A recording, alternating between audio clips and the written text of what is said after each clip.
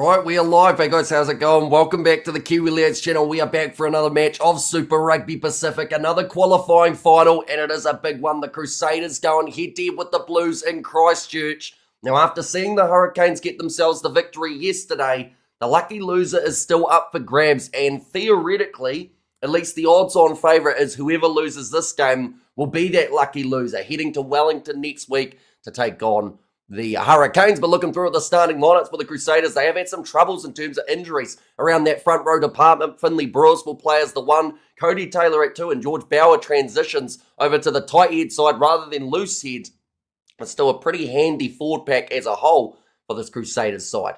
In this contest, Antonio Shalfoon alongside Jamie Hanna in the locking duo, with Ethan Blackadder returning at 6, Lester Whananuku at 7, and Christian Leo Willie then slots in as that number 8 in the 19 combination. It is Noah Hotham with Taha Kimura. We've seen Reves, Reihana and Kimura kind of switch between being starting and reserves throughout the season, but overall they've done a decent job, and it's going to be a big opportunity for Kimura and Hotham up against what would be considered as also a relatively, I don't want to say inexperienced Blues duo, but it's not the tried and true Christie, Bowden, Barrett duo that we would normally see for the Blues. In playoff rugby, in terms of the rest of the backs, it is Sevu Reece to get himself plenty of tries throughout his Crusaders career, including in his milestone game only a couple weeks ago. David Arveli and Dallas McLeod, they will make up the midfield, with Chafe Biaki out on the right wing and Johnny McNichol at number 15. That is due to the absence of Will Jordan, still out injured.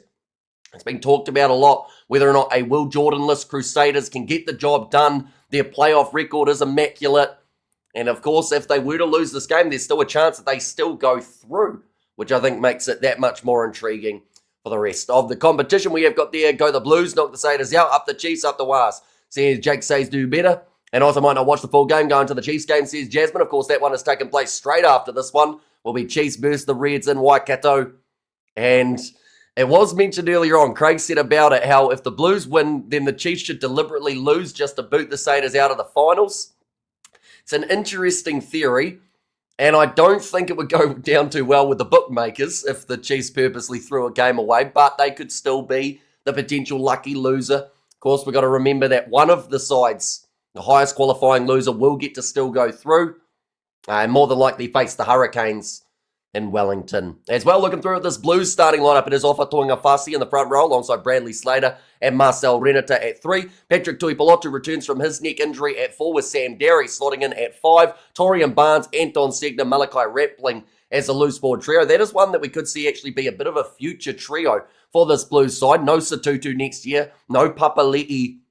So it opens up the doors for these young, talented, informed players getting themselves some more minutes throughout the end of the season. Sam Nock and Stephen Petafeta will be the 19 combination. Caleb Clark out on the left wing with AJ Lamb out on the right. Peter Aki and Xavier Te'eli in the midfield with Zan Sullivan at number 15. I'm G. We are here, Hamish. My Crusaders in this quarterfinals. Says Josiah, up the Crusaders big game, or biggest game of our season. Up the Crusaders, Blues go down.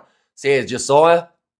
He says it is a crucial game up against the Blues. We have seen the Crusaders, they've knocked the Blues out of playoff rugby before. And again, whoever loses this game more than likely is still going through. But it means whoever loses this matchup, they have to play up against the Canes in Wellington. We saw what they were able to do yesterday up against the Brumbies, bringing up their biggest ever score up against that Brumbies side by quite a decent margin too. I think they cleared it by about 12 points.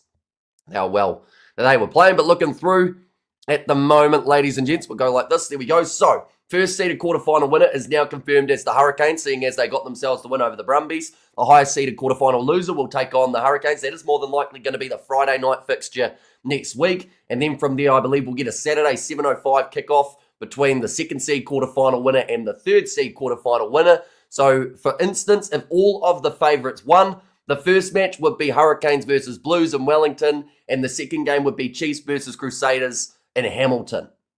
That is the way that we could shape up. But of course, for that to happen, everything else has to go right. And everything in terms of the draw has to work perfectly.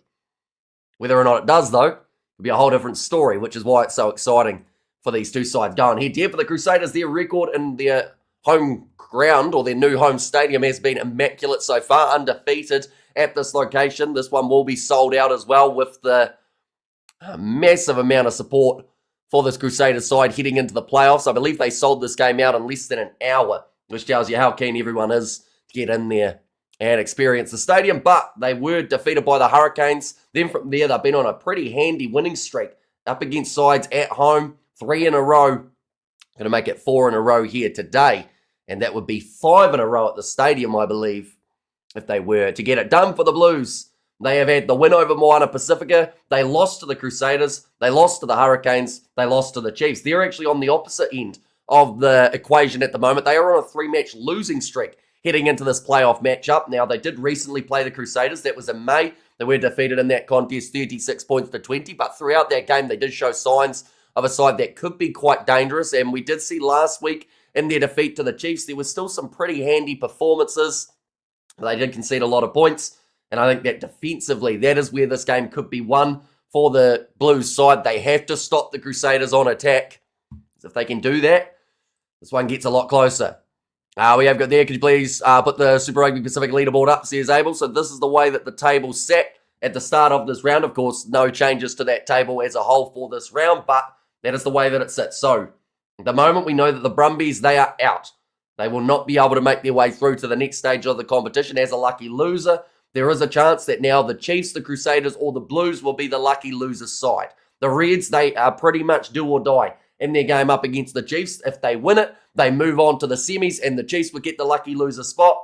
But if they don't win it, they are also gone, and we have 4 New Zealand sides making their way through to the semi-finals, and those are going to be taking place next week. Also, the start of Super Rugby Aupiki. They're talking about the Matatu game taking place in Christchurch as well.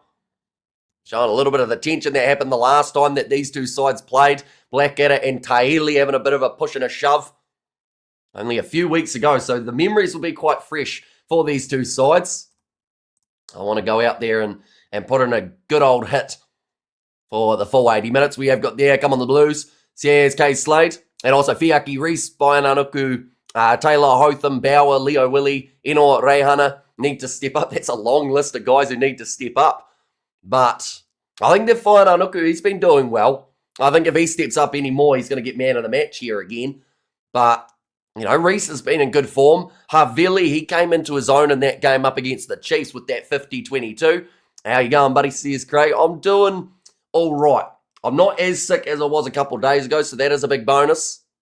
But, yeah, we'll wait and see what happens. Hopefully by the 14th hour of being awake today, we're still feeling this optimistic. Do you seriously think that Sevens could sell out Christchurch if World Rugby gave Christchurch a chance? Don't know. It's hard to say because we've had it in Wellington before. They've had it in Waikato, which I don't think it really took off there. But having a stadium with a roof straight away, I think encourages more people to go, no matter what the weather's looking like on the outside. But it would be much better than some of the locations that they've done this year in terms of the Sevens. Because, you know, you look at a stadium on a Sevens weekend and there's maybe 3,000 people in it. It just doesn't look good for Sevens as a whole. They're talking about how they want it to keep on progressing and getting bigger and bigger. But, you know, people look at the stands and go, oh, well, no one's watching, so why should we? But I think Christchurch, it would be a good location for the Sevens, to be fair, in terms of, but they haven't got a secondary pitch and they haven't got like a warm-up area.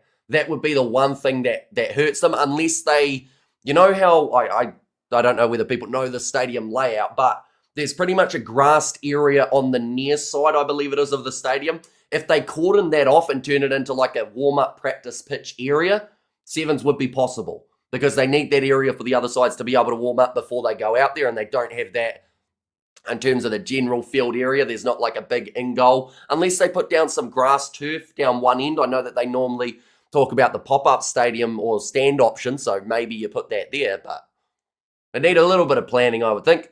My 16-year-old is still asleep. So here's Jasmine. Score prediction. I'm going relatively high scoring between these two sides. I think we're going to see a lot of tries. Of course, ideally, in a playoff type of rugby matchup, you want to have strong defence. You don't want the other side getting through and scoring tries. But these two sides have very attacking-minded kind of players. And the Blues, it only takes one big move for them to get the break. The Crusaders the same. So, yeah, I think it's going to be definitely higher scoring, more likely than lower scoring. Definitely with the fact that there's a roof on the stadium too. They can just keep on going. By the way, Super Rugby W is underway. It certainly is. I haven't actually caught any of the games yet, but I don't know how many of the games of Super Rugby Aupiki either I'll be able to catch, depending on what time that Matatu one is. I think that's maybe, is it the 2 p.m. kickoff next week? We might be able to go to it and then head on back for the Super Rugby playoff. Hamish just tuned in. What's your prediction, says Eugene? Prediction for this one is both sides to get around, I think we're going to see about a 32-25 or a 32-23, somewhere around that kind of margin. Plenty of lock tries tonight. Same in this game, you think? Says, plenty of lock tries last night. And to be fair, the last time that the Crusaders, at least the last game that I went to at the stadium, we did see Jamie Hanna score down the wing, or at least he got close to it. I think his one to get ruled out, or was that the one that stood? But yeah, locks seem to be getting better and better in terms of that support run. It's something that we used to see quite a bit in terms of that Aaron Smith, Brodie Retallick combination. That always used to be a thing of beauty, seeing big Brodie running on the inside with a pass from Smith. So yeah, it wouldn't surprise me if Hanna can get in. I think that it's, you know what? I'm going to make a statement, and I know it's going to backfire, but I'm going to make it anyway. I think that Jamie Hanna, Patrick Tuipulotu, and Sam Darry all have a high chance of scoring here. Antonio Shalfoon, I don't think he'll score. Watch him score a try this game, just because I've said that he isn't going to. But I think that the other three are more, I want to say slightly, like they're more ball carriers than Shalfoon. Shalfoon would probably get one right next to the line where he pick and drives. But yeah, BG's scoring now. 21-3 Tars, 26 minutes gone, and come on the Blues, give Crusaders the Blues, says Ben. And also we have the Crusaders are going to deal out to hiding, says the real Ando. And if they did, the Blues theoretically can still go through to the semi-finals. They'd have to take on Hurricanes in Wellington for that location. But there's a lot that can happen, which I think is so exciting about this competition. It makes a little bit of like no sense for a start when you're looking through at how there are 6 sides. And I think the biggest thing that's hurt is the fact that people call it a quarterfinal rather than a qualifying final. That definitely adds the confusion. But if you call it the qualifying final, it makes a lot more sense because you're in that scenario where top qualifying loser goes through anyway. So it's almost like a lifeline. Finally, a real game. Our battle will be legendary, says Tanner too. Yeah, I think this is going to be pretty fast-paced between the two sides. Anyone who hasn't already, do let me know, of course, your score prediction. I'd rather play Chiefs next weekend, says Kiwi Rob. You'd rather play... So you're saying that for the... Well, I mean, the Blues would rather win this game than lose it, is pretty much what you've also said there, which makes perfect sense because they're on a 3-match losing streak. So to break that and go into those playoffs with a bit more confidence, I think would do them a world of good. I don't think any side... In fact, no, I can tell you right now, no side has ever had a 4-match losing streak going into a semi-final match. Because normally, of course, the quarterfinals, that would mean you go. Last year, we saw the lucky loser be the Chiefs. And they were able to make it through to the final after suffering that lucky loss to the Blues. Wonder why Reihana lost his place to Kimura. I think it just came down to the control of the game from Kimura as well. I think Reves Reihana also had a couple injuries along the way, whereas I want to say that Kimura's only had the one. So I think that was what kind of just pushed him a little bit further towards that starting jersey. Hope Segna has a blinder. Says Kiwi strong. Yeah, there's some pretty decent, I'd say, loose forward trial runs going on here in this game because Torian Barnes and Malachi Rampling, probably two men who haven't been in a huge amount of people's All Blacks equations, but at the same time, you know, a big number 6 wouldn't hurt the ABs at this point in time. Segna's definitely in the equation. Whainauku, whether or not they go with him as a loose forward or in the back line is still a bit of a to be confirmed. And then also Blackadder and Christian Leo Willie, we don't know where they stand in terms of Rennie's plans. Blackadder, some feel he's closer to the end of his All Blacks tenure, whereas Leo Willie, after having a good July internationals last year, perhaps he could find his way back into the environment. And Rubbies were embarrassed last night, so hopefully the Blues can compete today. Yeah, hopefully it is going to be a nice back and forth type of matchup in Christchurch. Now, there's no doubt in my mind that this one's going to be high scoring. Oh, hostile Christchurch crowd booing the Blues as they make their way out onto the field for this contest. Sold out within about an hour. I can tell you right now, probably about 95, if not higher percent of those people would have been the Cantabrians getting in there early and wanting to watch their side and another playoff match. They've been in tons of them. They are also incredible when it comes to that record, but Blues had to play Chiefs and Canes and Crusaders, plus a bye thrown in. Yeah, but it still doesn't change the fact that they would be on that 4-match losing streak for heading into a semi-final. Like I said, sides haven't even really been in a 2-match losing streak situation heading into a semi before. So it's uncharted times, but it would look a lot better to have 1 out of the last 4 for the Blues than 0 from 4 heading into a big game up against the top of the table side. And Kia ora, Hamish Bro says, Matthew, welcome in. Hope you are doing well. Crusaders have never lost a playoff game. 32-0. Looking to make it 33 here in Christchurch today.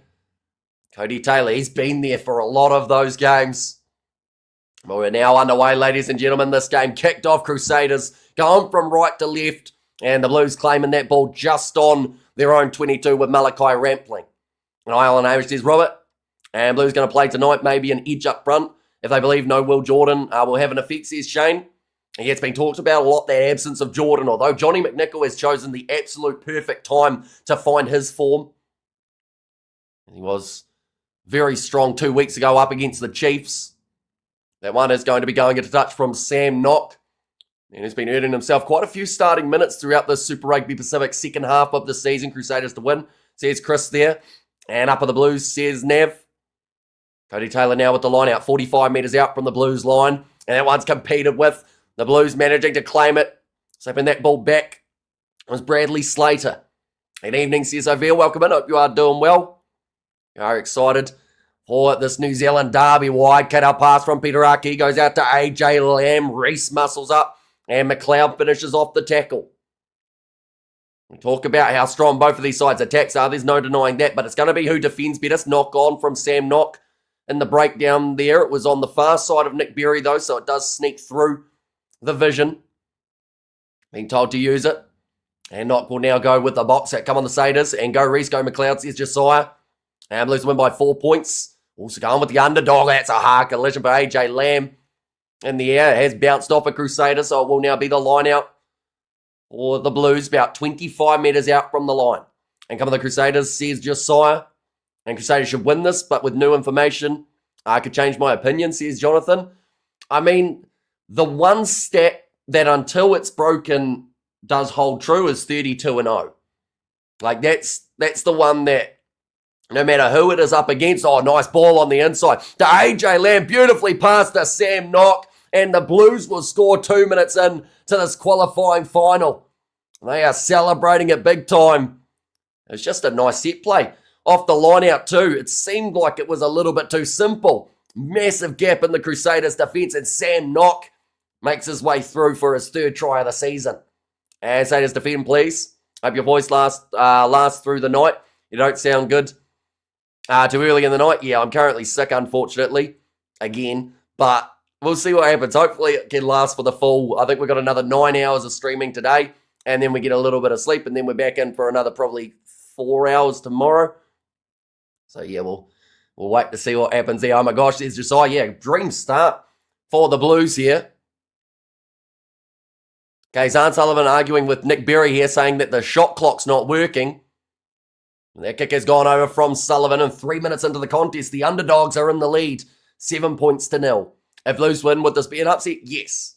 Once again, the one stat that needs to be mentioned with that question is 32-0 in playoff games for the Crusaders. Now, the scary thing is it could be 32-1, and they still get to go through to the semis in the final potentially because of the lucky loser situation. Nice take there from Caleb Clark off of the kickoff.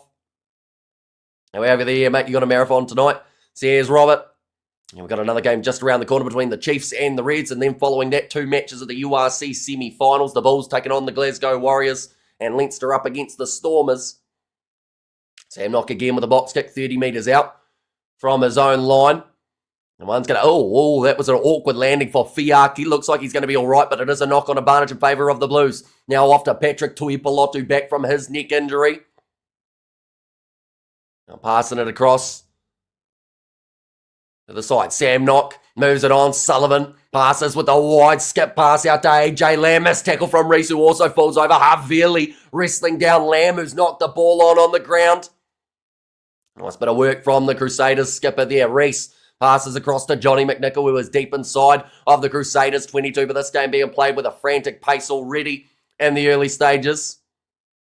Are we have good there? No, it won't be an upset. They are 1-1 this year, Hamish.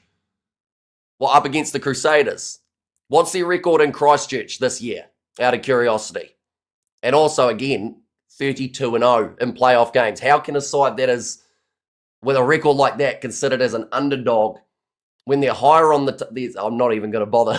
We have got the who scored for the Blues. It was Sam Knock who scored himself the early tries. The early try, in that scenario. And 32-0 is a good start.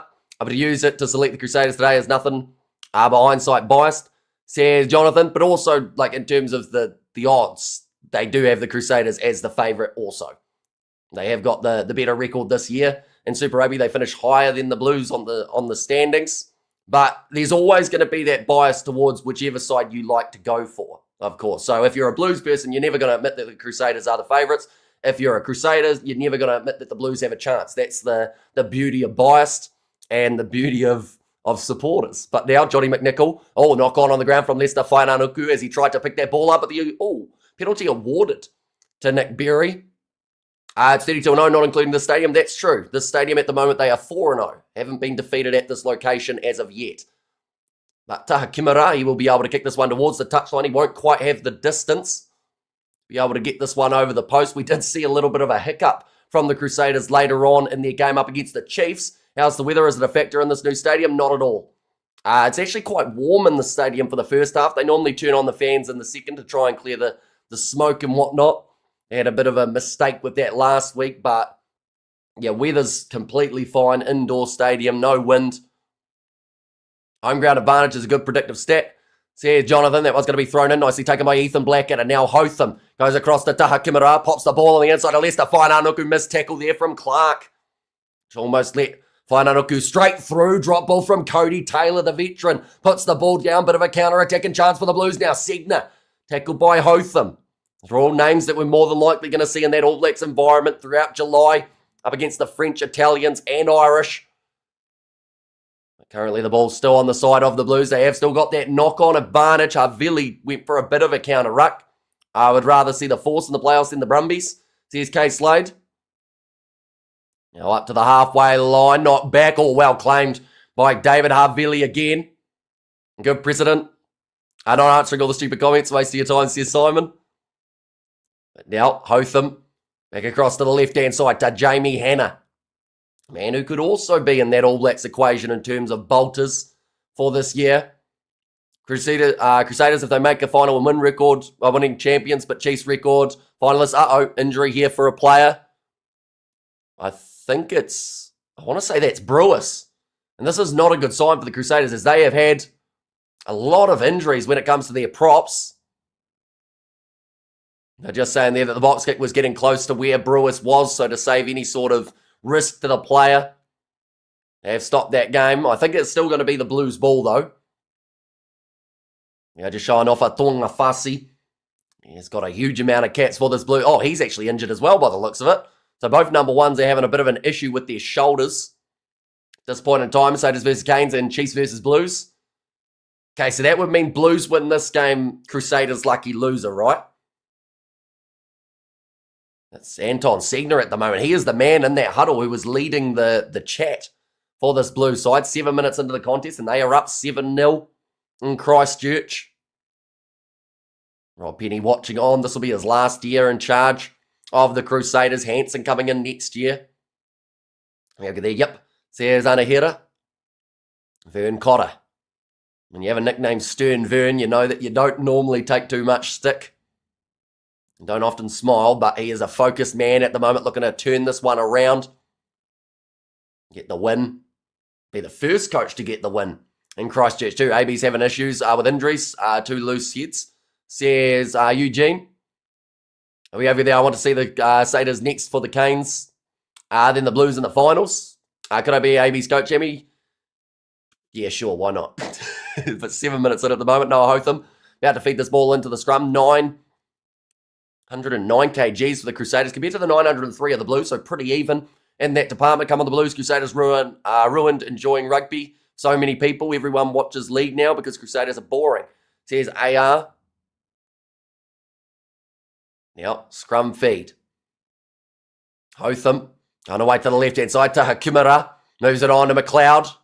Johnny McNichol trying to get a couple extra metres, and it's a great steal in the breakdown from Taeli. He's been able to take it off him. Now they kick him on from Sam Knock. It's a great kick, and it's a 50-22 for the Blues. Knock's having a game and a half here throughout the first 10 minutes. And then would be an All Black if not been locked down for Japan. Yeah, I think if Japan are smart, they'll try and keep him locked in too, because that man is definitely a talent. Last year, he was right up there in terms of the best locks around the international scene. And I think he will be this year as well. If they run out of forward props, does the coach jump in, says Pro Plebe? No, but we get a lot of uncontested scrums if that was the case. Luckily, both men have been able to continue for now. Antonio Chalfoun winning the line out against the throw there for the Crusaders. Side of the 22 currently. They will look to get a clear and kick downfield. We have got there, Kiwi rolls back and forth, I see. Says Robert, and someone say the Southern Orcas. And Emmy for AB's Water Boys, says Jared. But now Hotham. Let's look to clear this one into touch. And, doesn't actually manage to find the touchline there. Does give the opportunity around the halfway for Zahn Sullivan to run forward. Taylor chops him down low. Now Knock on the short side. About 3 men here for the Blues, but AJ Lamb not shoveling it on. He's tackled by Christian Leo Willie. And we have got there, is there any props Dave Rennie can select that are overseas?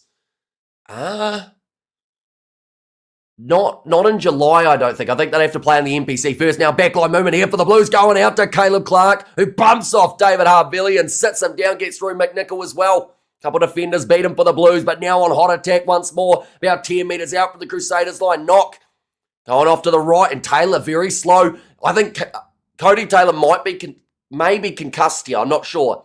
He was wobbly on his feet, just trying to get his bearings back. It might have just been that he fell over one of the Blues players in the process, but he looked a little bit rattled there for a second, Taylor, so they may be keeping a close eye on him just in the near future. Torian Barnes tried the risky offload. Harvilli manages to slap it back for Hotham. Passes across to McNichol. It was just a little mistake there from the Blues on their attack. The Crusaders clear their lines, but this one, it's just rolled into touch. And it's actually Crusaders' ball as well. So they have somehow managed to get themselves a 40-metre territory gain there. Is Mwanga playing against South Africa this year? No. He won't be eligible, I don't believe. He's got to wait till a little bit later on in the year. And Hammy for the next AB's coach, says Chris Hayes. And also we have got there, what's up, Dob, watching you while driving 9 Taiwanese on my tour guide job at the moment. You've covered a lot of countries in the last little while, Dame. That one's going to be slapped away by the Blues. So now we've had one line-out steal for both of these sides. Big wide cut-out pass to Haley. The rush defence from McLeod almost set up a big gap for the Blues to run through. Malachi Rampling. It's through Hotham and also through the tackle attempt to Brewis. Blues will run out of gas, says Leonard Taylor. And anyone have a stream to watch on, says Hayden Jones. Sky Sport 1's probably your best option if you are in New Zealand. Knock on from Alpha Tonga Fasi. The ball will be back on the side of the Crusaders once more. Now going back across to the right-hand side. Jamie Hanna pierces the gap. Flick pass on the outside. And Taha Kimura on the inside to Fiaki. They move up to the 22 now. Chopping tackle low from Peter Aki.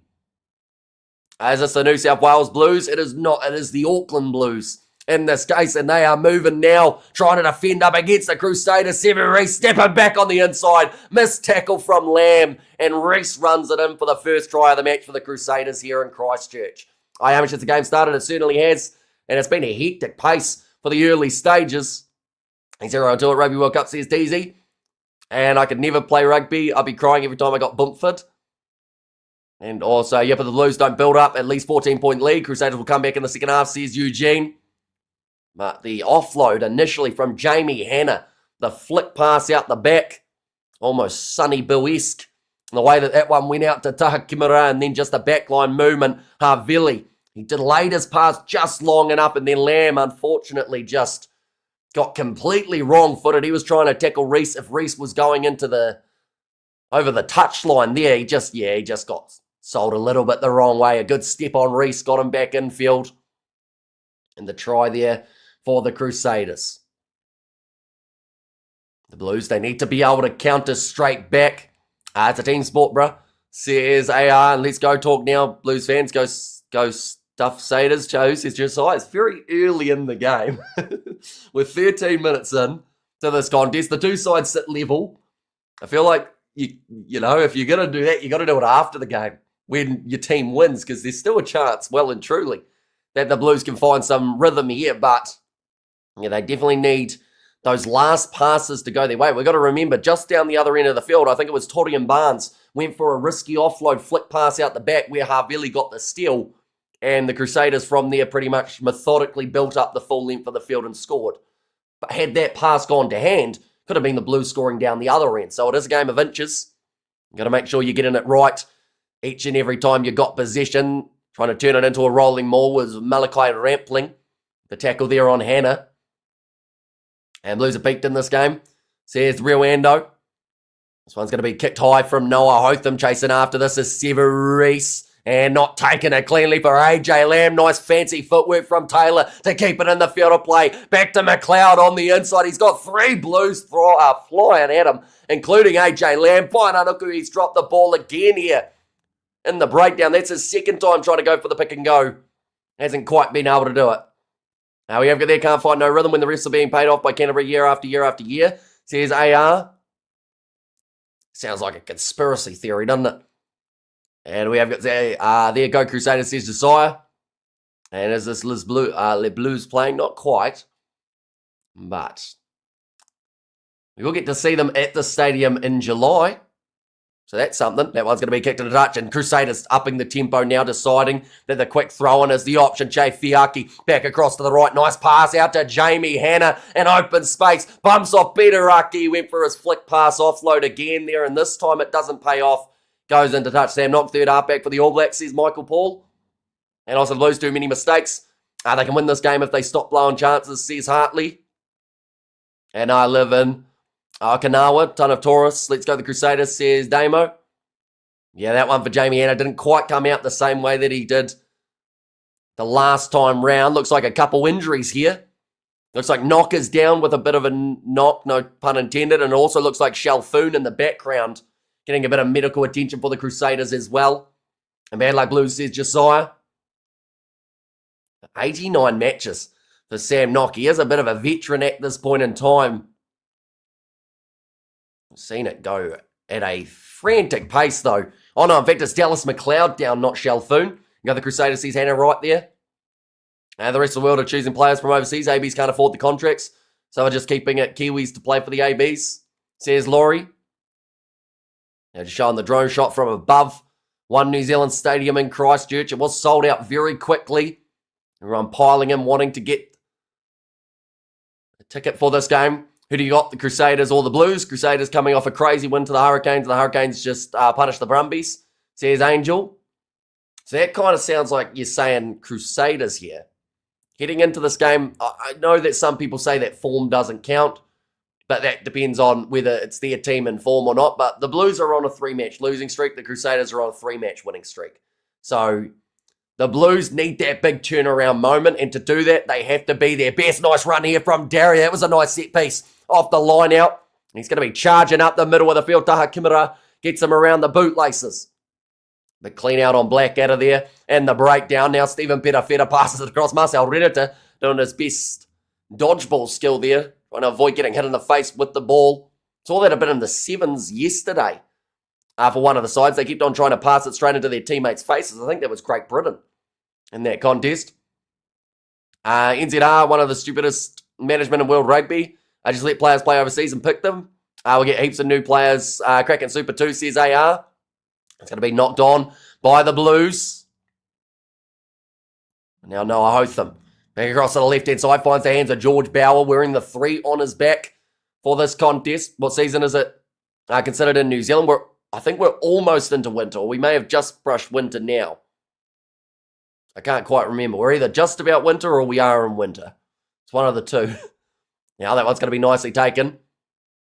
So if we're not in winter, we'd be in autumn. Now back across to the right. Now Sam Knock moves it on again. Of course, recent form courts provide you measurement opponent's team strength accurately. So here's Jonathan. One's going to be slapped back. Now we have you there to see the Warriors won their game 86-0 against the bye. Well, that was better than the loss to the Panthers narrowly last week. They got close in that game. The Wars still sitting pretty in second. That was a big boot downfield from the Blues. A bit too much on that one from Sullivan. And they'll go back now for the scrum where it was. That's a lot of ground to lose there for the Blues. All those guys are committed. I hope that paint does wash off.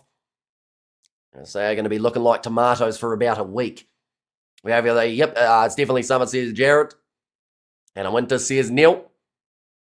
But yeah, just too much juice on that kick from Zahn Sullivan. We know he's got a long boot. A June, our first official winter month, says Stuart. 17 and a half minutes through this contest at the moment. It is still level between these two sides. This is where we'll see a set piece going. Those kicking mistakes are horrendous, says Vic Mars.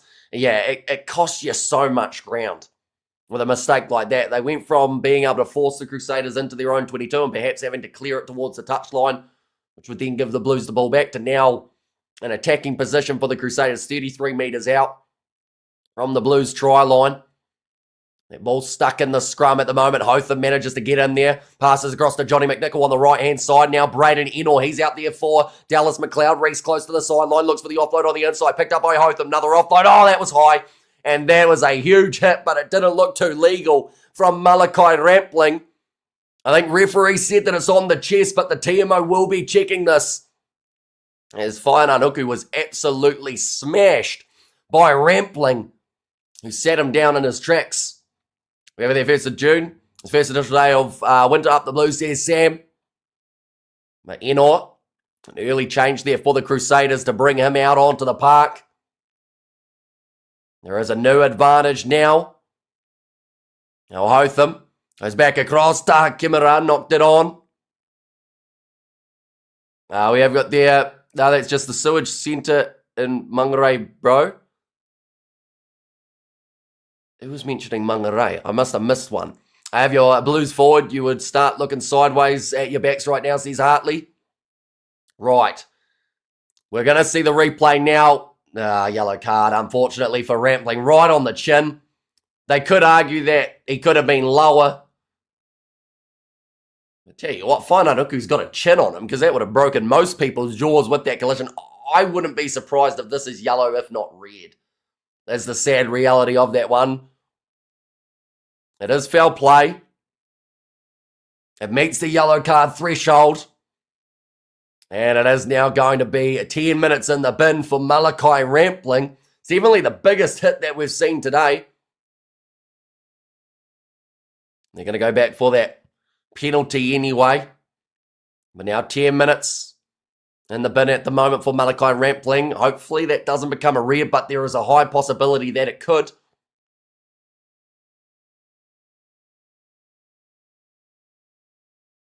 Okay, Tui Pilotu's just asked there, shouldn't Whainanukū go for an HIA? And Nick Berry said, not unless the doctors do it.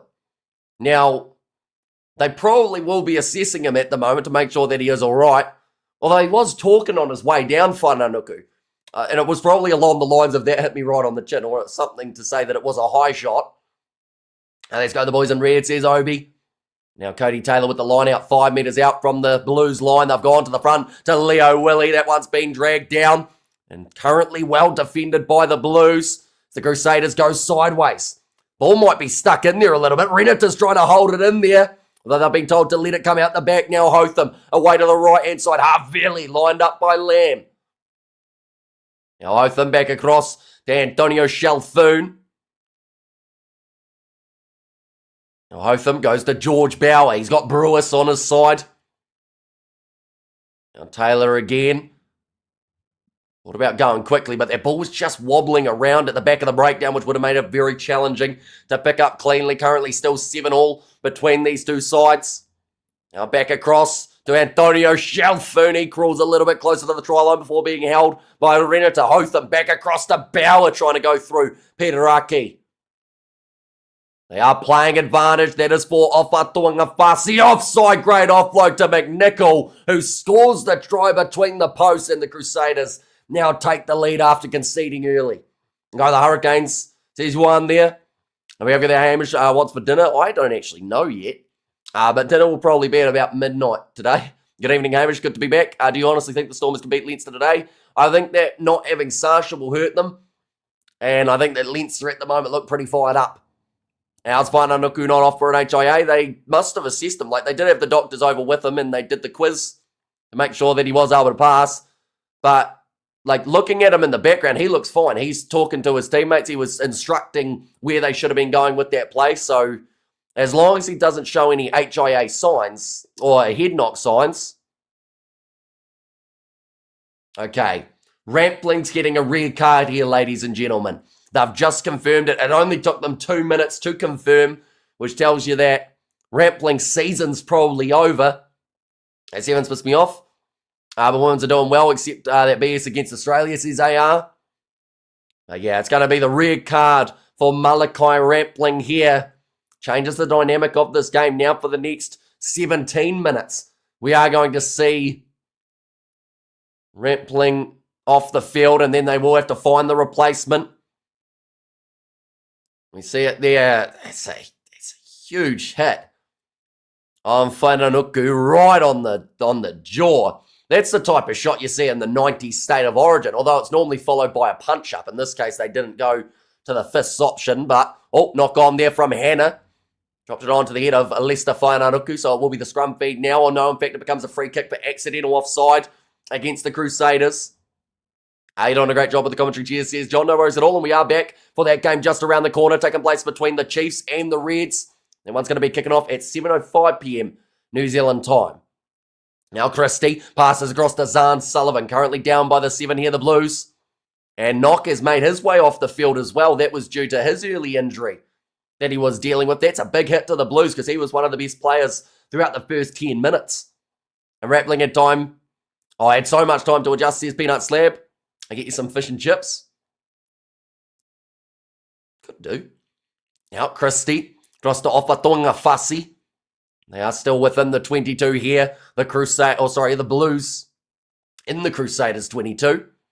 Christie back across to Stephen Perafeta. The no-look pass to Peteraki.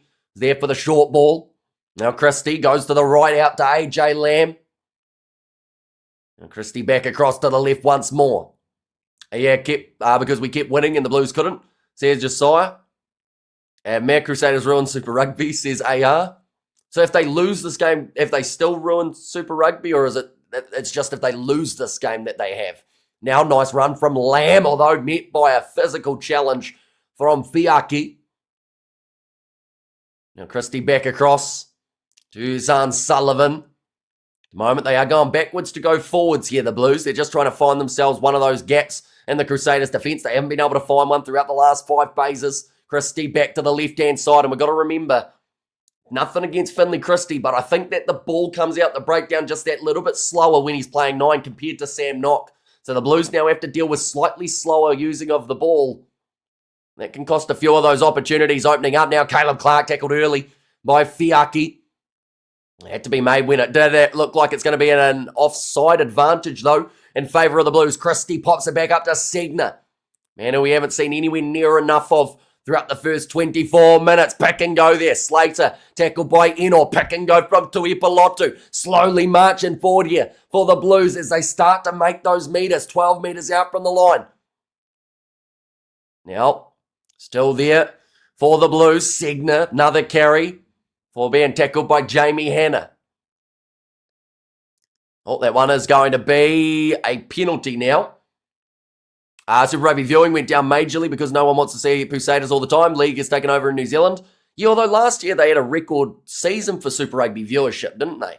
In terms of, I think it was Sky-wise, they had the record year for Super Rugby viewership. I think it was ever. So I guess depends on what stats you're looking at. But yeah, I know that the Warriors have got some support. At the moment, they are doing well. So that is normally when people jump on the Wars train. But sadly, there are a lot of Kiwis who, as soon as the Warriors start dropping down, will stop watching them as well. It just happens every year, unfortunately, when the Wars get knocked out. They all go, nah, not the Wars years. And then they'll jump back on it next year, though. That's a good thing about the Wars, is they welcome the bandwagoners who jump in and say, yeah, you know what, I'm going to support the Wars for the season. And it's easier when they're doing well. We have go there, do you believe Ruben Love will be picked as the All Blacks number 10? I think that Rennie will have the answer to that one, but I'm not qualified enough to decide. I'd probably have him somewhere in the environment, but now Bradley Slater with the rolling maul here. Although this one's going to be dragged down. Looks like Christie searching for this ball. It seems like it's being held on to there. But I think it was one of the Crusaders, maybe Leo Willie. Now off Atonga Fasi. Couple metres out from the try line at the moment. Now Patrick Tuipulotu. It's within a couple metres again. Marcel Renata. In fact, this time it's Torian Barnes with Segner on his flank. Just aren't quite getting through there at the moment, the Blues, but they are close enough to be able to strike. Still plenty of time remaining in this first half. Now Segner goes himself. That is over the line and down, and the Blues have scored the try. 26 minutes in. And they're going to be back to potentially a level playing field if this kick can go over. But it is Anton Segner. I mentioned at 24 minutes we hadn't seen him enough. Since then we've seen him carry the ball 4 times, and one of those 4 has been him scoring this try now. That's why the Warriors is a waste of time. They are a feeder club. They'll never win anything, says Freshman. And also we have there, if Segner isn't in the All Blacks, it's a crime, says Nate. Now we have there, no, Ruben Love won't be picked, says Kiwi Rob, and also try, says Fred Scott, but Segner getting through that defence of the Crusaders right next to the breakdown. And by the way, all Portugal are favourites to win the FIFA World Cup, says Clifford. And we have got there Segner for the ABs. That one has gone over from Zahn Sullivan as well. So after 27 minutes, it sits here 14 points to 14 between these two sides. The Blues have now scored as many points during the red card period as they did beforehand. Maybe it's just that little bit of extra. Well, to be fair, they've had a lot of the ball since then too. Maybe that little bit of extra concentration from the Blues, because that was repeated phases time after time. We have there Josiah's quiet again, says AR. And Segner for the ABs, says Eugene. And David Harvili for the ABs. He's had a solid season. He is going overseas. Oh, is he going overseas, or is it just Inoy and McLeod? I think he's staying Harvili. A great commentary, mate. Segner to crack the ABs. Come on the Blues, says Sam. Currently the possession on the side of this Blues side, inside of their 22.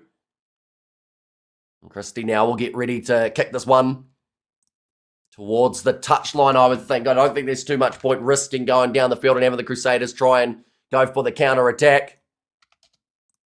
Christie does get that one out quite nicely. And Blues Clues, says Fred.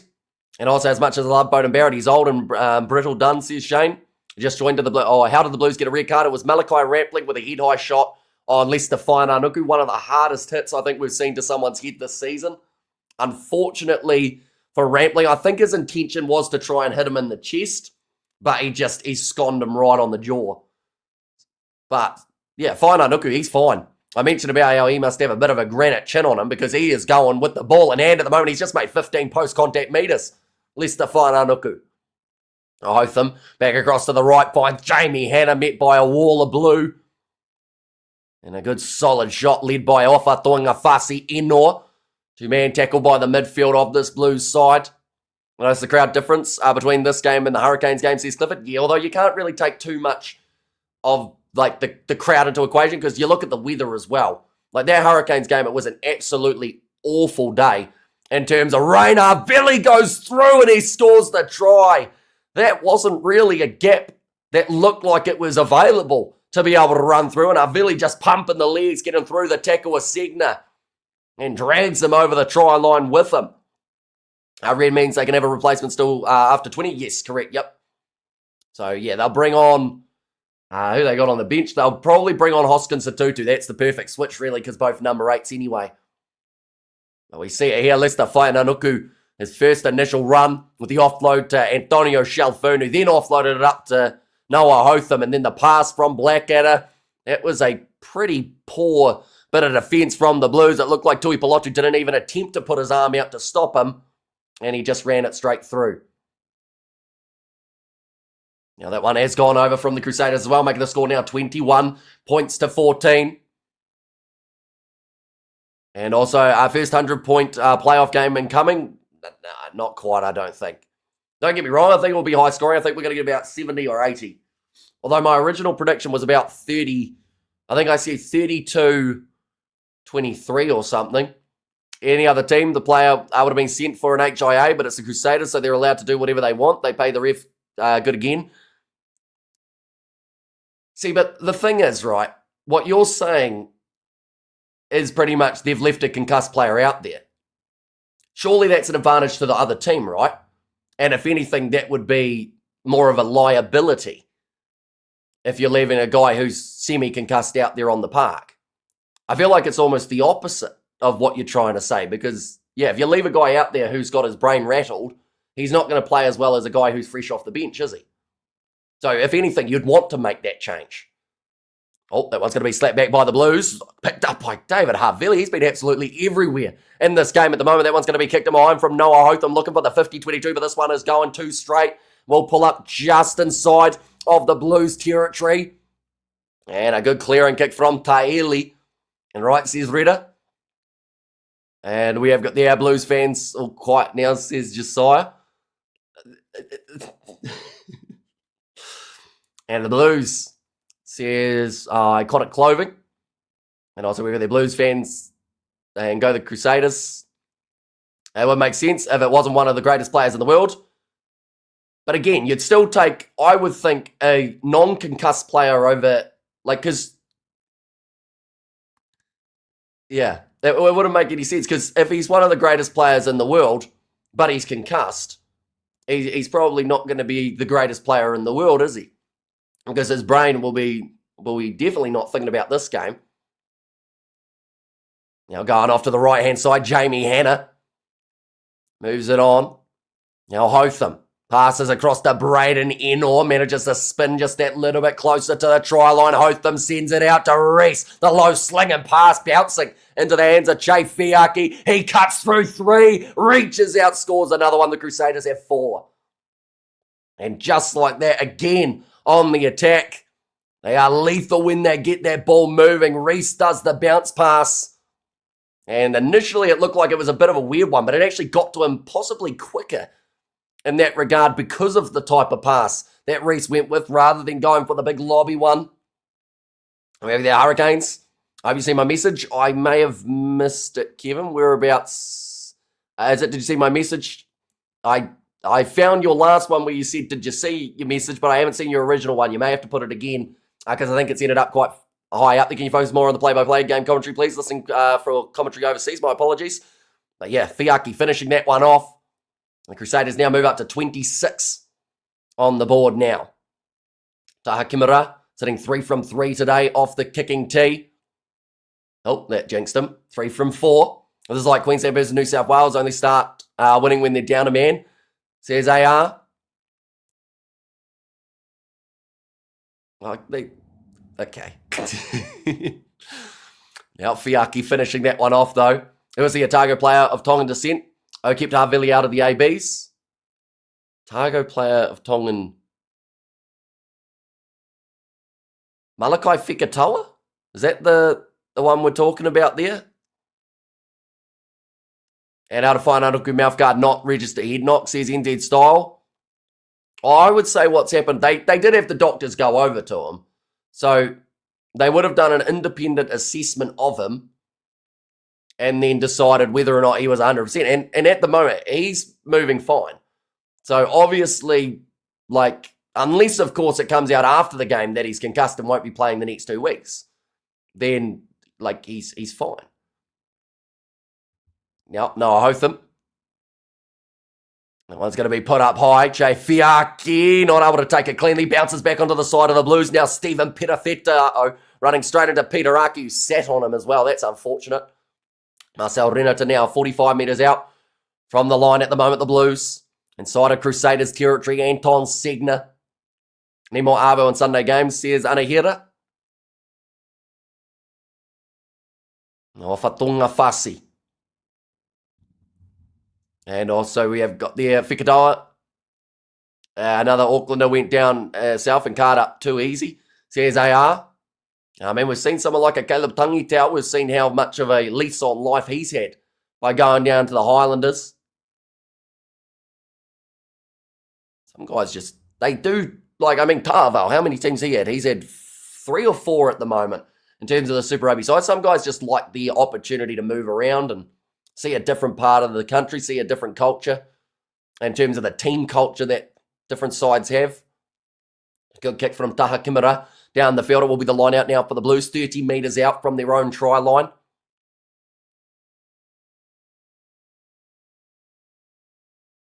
We're currently 36 minutes through this first half. The score line sitting 12 points separating them. Bradley Slater now with the throw. We're going to get to see Eli Odenran make his way off of the bench later on for the Blues, a man who get himself, I believe it was 2 tries last week on debut. Oh, that's an awkward one for the Blues. No one lifted anyone. Looked like the lineouts from the under-10s, you know how you're not allowed to lift up players, and it was just thrown right over the top into the hands of the Crusaders. David Harvilli with another shuffle step finds the offload to Hotham. Cross there, Antonio Shalfoon runs it straight at Finley Christie. He was looking at his options there. Saw Tuanga Fasi, Marcel Redditor, Finley Christie. He decided, you know what? He'll be the one that I run at. Cody Taylor, couple metres short of the try line now. Playing it in the breakdown. And picking it back up was Lester Whainanukū. Bradley Slater. There's a penalty advantage against the Blues at the moment. Here comes another back line for the Crusaders. Passed out wide. Oh, what a terrible bounce for Jamie Hanna, though. Just needed it to sit up for him, but that ball avoided him well and truly. But it will be right back in the middle of the field and the penalty awarded. This is getting very close to the red card being expired as well, I should mention. Are we over there? Yeah, bro, from Onehunga. Now on track to be on par with Joe Rocafoko. So here's Winston. Now, another quick tap taken by Cody Taylor. He will be just 1 metre short. The tackle attempt of Tuanga Fasi. Hotham goes across there. Leo Willie shovels it on. Taha Kimura cuts on the inside through the defence and gets another one there. And there's a little bit of afters now. Segner with the late shot on the man on the ground, and it has kicked off this game with headlocks and shoving and all sorts. Right, Taeli getting back in the face of Enor. Last time that these two sides played, it was Blackadder and Taeli going at each other, but I think there was just a bit of frustration from the Blues there. A little bit of a face wash there from Zahn Sullivan on Braden Enor. And Kimura, he is happy enough at the moment. He has got himself his first try of the season. We're going to see the replay here. With a run like this, you wouldn't think it was the first one for Taha Kimura. But he just cuts back in. AJ Lamb, they're really leaving him out to dry out on that wing. He's had a 3-on-1. He's had a 2-on-1. He's had Reece stepping all around him.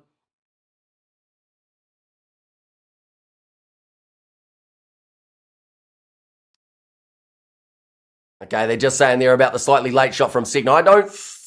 From the replay, it looked like he half-by had committed to it. But it certainly sent both sides into a bit of a fury, but that kick has gone over from the Crusaders. Now the score 33-14. Currently 38 minutes through. Now there is another scenario that we haven't actually mentioned as of yet as well, ladies and gentlemen, which is there is still a chance that the Crusaders can host a semi-final.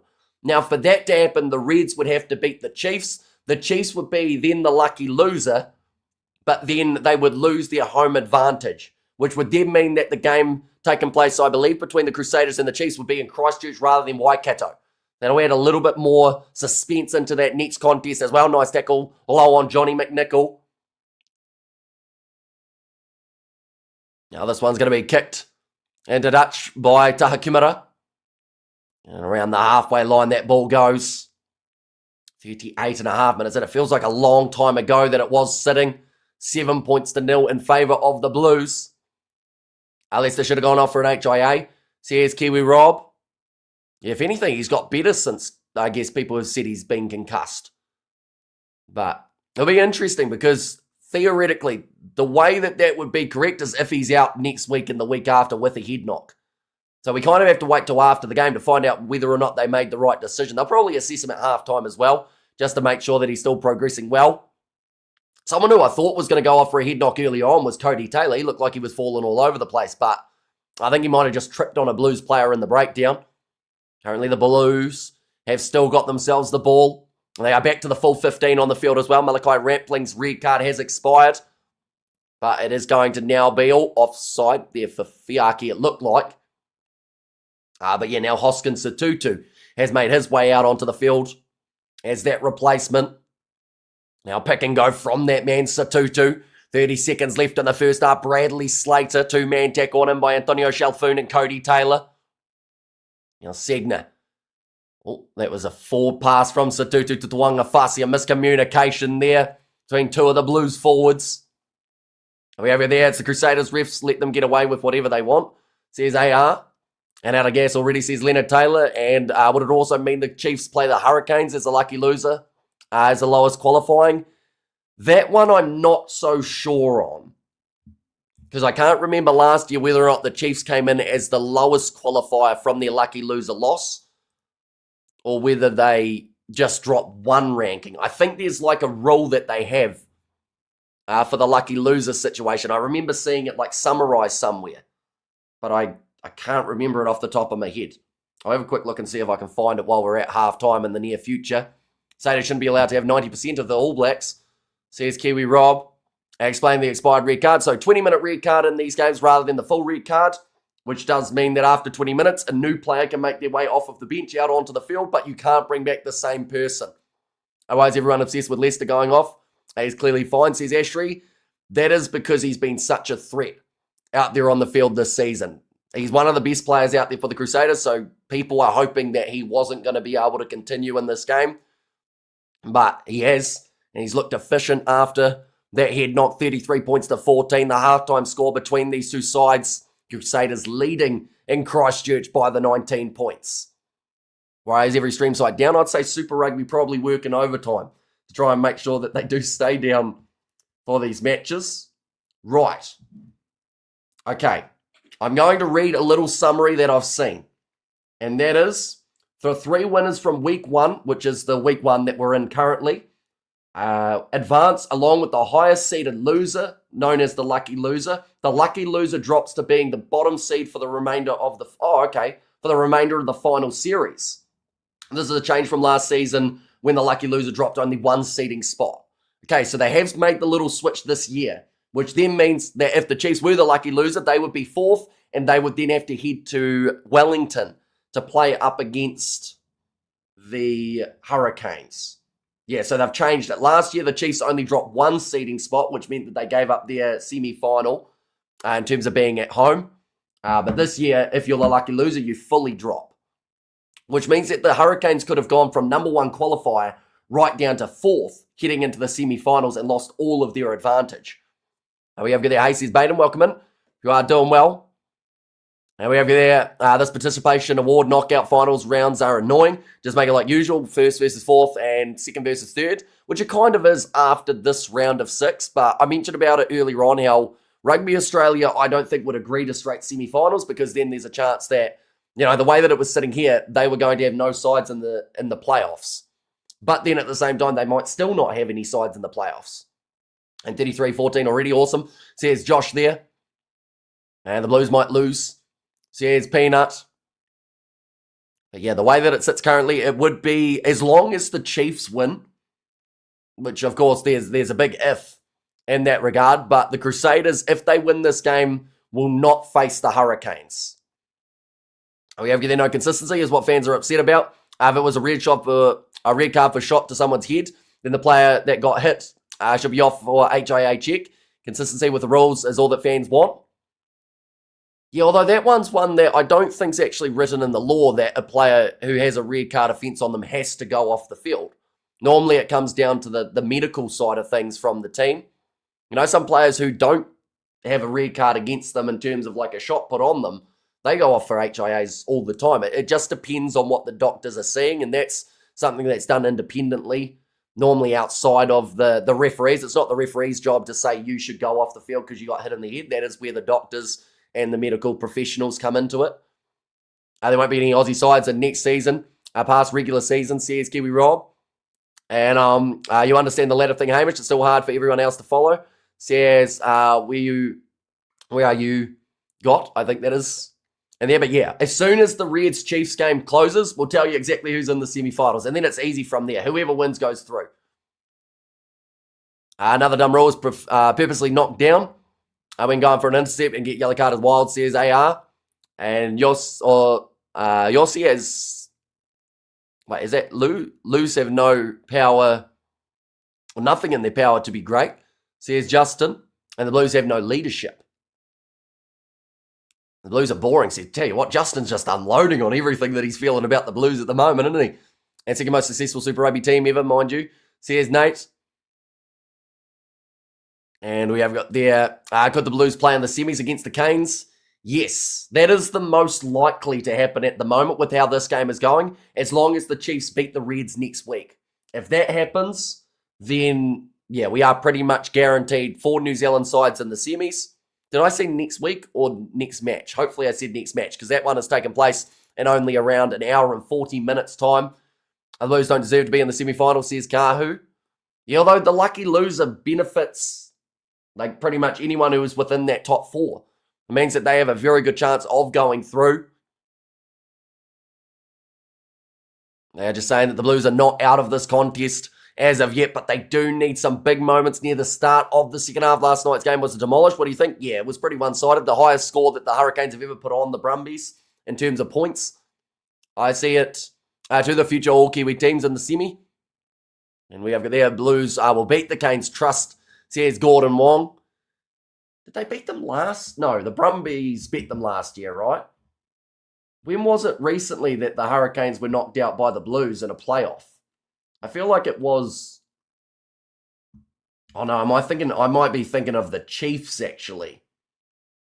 It's quite a few years we've seen the Brumbies knock out the Hurricanes. They would have been really happy to be playing that one in Wellington. I can tell you that right now. Because, yeah, about 3 of the last 4 years, the Brumbies have actually knocked the Hurricanes out in playoff rugby. We have got there, Canes can play their seed team against the Blues, says Peanut. For everyone saying that the Blues have no chance against the Hurricanes, they did beat the number 1 seed Chiefs last year in the semis. That is very true.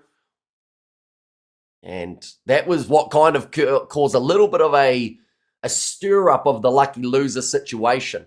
Thoughts on Love's performance last night, says Deacon. 9 from 9 was impressive, wasn't it?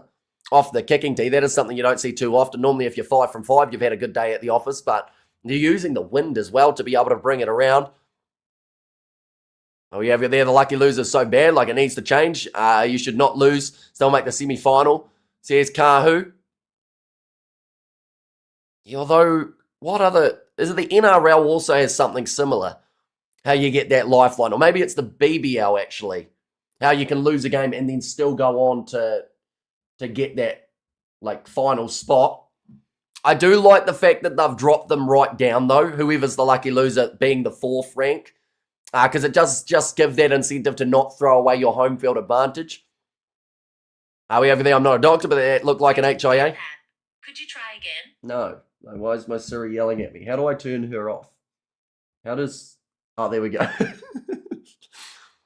I hope Siri's not going to Google how do I turn her off, because or else then I'm going to get some weird suggestions in the near future, aren't I? Boxing today is similar. Losers and drug cheats get title shots. And we have got their thoughts on legend Quade Cooper covering the All Blacks on Sky commentary. I don't mind. I like listening to the ex-players. And, you know, they've got that knowledge that a lot of us don't even have anywhere near close to. That's why it's always quite nice listening to, I'm going to use a different sport as an example, but someone like a Stuart Broad in the commentary box for the cricket. He has so much information in terms of just the little intricate parts of a game of test match cricket that many people wouldn't even think about. And it's the same for those guys who are playmakers in their 10 jersey. They read the backlines. They normally know what's happening in terms of the pods and the sets or the set pieces for the team. So I like listening to anyone who's got that little bit of ex-player experience. We have got there, if you're losing the NRL and you finish between 1st and 4th, you get to play in week 2 or an elimination final, says Deacon. And we have got there, good morning, how are you? Says Mohaddin. And we over there, I just seen that red hit. Yes, yep, definitely deserve to be red for that. And they also, let's go Crusaders, says unidentified. And we have there, brother Hamish, stick to the script. This is cricket, this is rugby, not cricket, boys, says Justin. I didn't realise there was a script. And if there was, I wasn't sent it, so I'll probably bring up cricket again before the end of this match, just out of spite. But currently they have got the halftime entertainment taking place. There was plenty of entertainment throughout that first half where we saw the Crusaders score 33 points, 5 tries in total throughout the contest. We have seen David Havili. We have seen also Taha Kimura got himself the try. Sever Reese, Johnny McNichol, and then also Che Fiaki. So I think it's actually almost all backs for the Crusaders at this point in time. For the Blues, they have scored twice, Anton Segner as well as Sam Knock. Now, unfortunately, Knock did go off early with the injury. And unfortunately for him, that means that his season may be over, depending on the severity of that one. And we have got there, Crusaders are due for a championship because it's due annually, says Ashry. And also we got there, Lowell says Justin, and also did the horses run tonight? I didn't see them, although I think they played the song that they normally do for the horses, so I'd assume that they did have them. I know for the Chiefs game, they had a little bit of a hiccup with one or two of the horses. One of them ended up falling over, but I think that all got cleared and they said, yep, it was a mistake, but they're all right. I didn't see a way back for the Blues unless Crusaders get a red, says Eugene. But Johnny McNichol to score a hat-trick, they're saying, at the moment is a decent option. That man has been in some tremendous form. We have got there, I support Chiefs Blitzbox. And Stormers today, says Mohadin. And Laura McGoldrick is a good looker for an older woman, says Johnny Blaze. An older woman? She's not that old, is she? Laura McGoldrick, what's your... Oh, that's a big... I think they've drawn an eye on the field at the moment out of about 150 dancers, it looks like. And comeback season, says Itchy. I think the only thing that can beat the Hurricanes would be the Crusaders, unfortunately, says Justin. Yeah, those two sides are 1-1 this year, up against each other. When played in Wellington, the Hurricanes have won it. When played in Christchurch, we did see the Crusaders win it, although that wasn't the Hurricane side that we would see in playoff as well. Fireworks and the halftime entertainment, not this week. I think they probably learnt their lesson from last weekend. And when the smoke just stayed for the whole of the second half, thoughts on possible return for Moana Pacifica in Hawaii. I'm intrigued to see what happens with them. Because there seems to be a lot of rumours going around about Moana in terms of whether or not they've got the opportunity to be able to potentially stay alive in the competition. Laura, 36 years old. So here's the real Ando. And we have got there Blues to win Super Rugby Aupiki. So here's Kiwi Rob.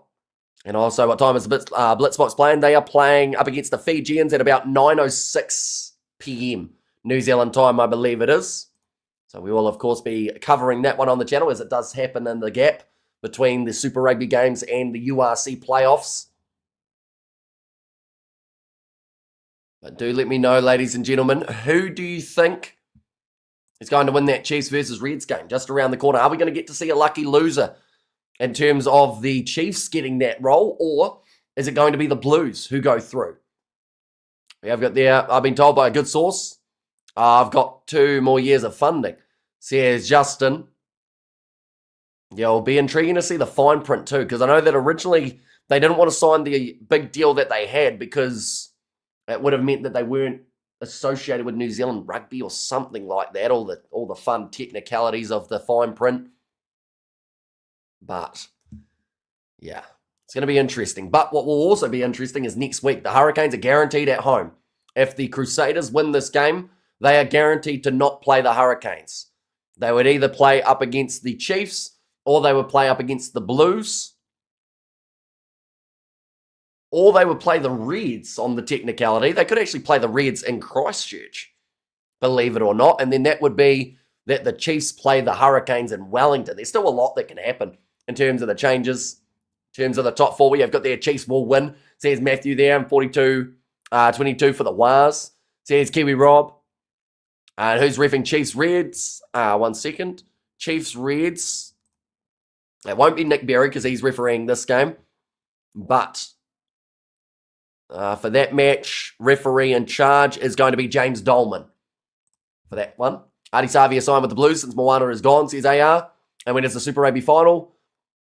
So it is going to be taking place in 2 weeks' time. So next week we've got the semi-finals. Then the week after that, jumping into the final, which is the same weekend as the URC. It's also the same weekend as the Springboks play the Barbarians, the same weekend as South Africa A plays Zimbabwe.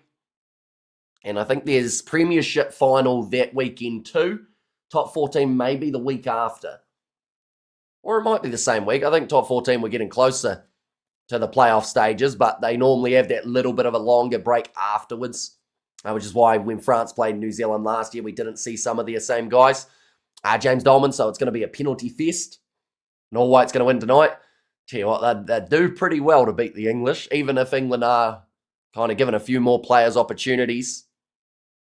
But the All Whites have Tim Payne, so they should be all right. We have there, speaking to Jason Momoa and Dwayne Johnson, said they are willing to put up the capital for the funding of the Pacifica team. Says Justin and Springbok shouldn't be allowed to play before Super Rugby ends. Says Kiwi Rob, well, technically, I think they'll be playing the day after Super Rugby ends, right? The Super Rugby final will be on the Saturday and Springboks play the Sunday morning. So I guess in a way they aren't. We have there, what's the best bet? Not to bet, I think is the best one for Super Rugby because it is far too complicated to try and work out who is going to be scoring or anything along those lines. We're seeing 5 backs score for this Crusaders side in this contest this far. And we have there, I think Crusaders are looking at 60 plus points this game. And also we have got there Savia, not a Blues fan. They've had beef. Was that the team that he did the thumb thing to? If I remember rightly. Was it a Blues player that he gave the little thumb slit gesture? It was the Blues, right? Was that back in his Canes days? Or am I thinking too far back? Was that for Moana maybe? Bullabro says Asala, welcome in, but the Blues are kicking off the second half, going from right to left. We are back underway in the playoff final of Super Rugby Pacific. Johnny McNichol, he's had a great start so far. They will be in a camp before Super Rugby ends, says Kiwi Rob. Not all of them, though, because some of them might be in the URC final. In which case, their players from the Bulls and the Stormers, if they both made the final, would be joining later than that Barbarians game. Now going away to the right-hand side here.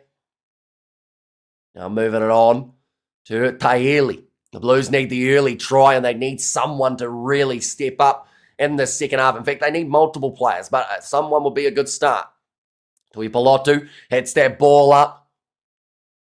About 40 metres out from the line, Christie goes across to Marcel Renate, and I thought Berry was going to blow his whistle, but he just wiped his nose instead.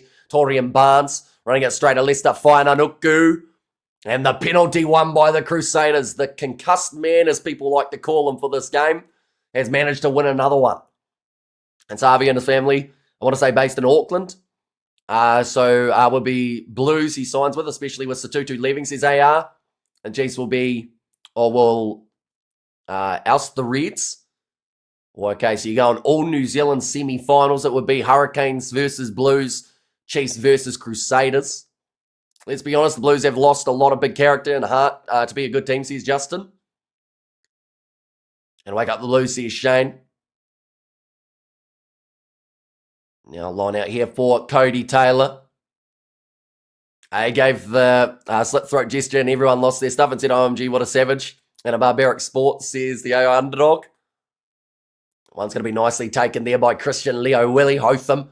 Across to Taha Kimura. He scored his first try of the season. That looked forward from the Crusaders. Ball's been stolen anyway, or has it?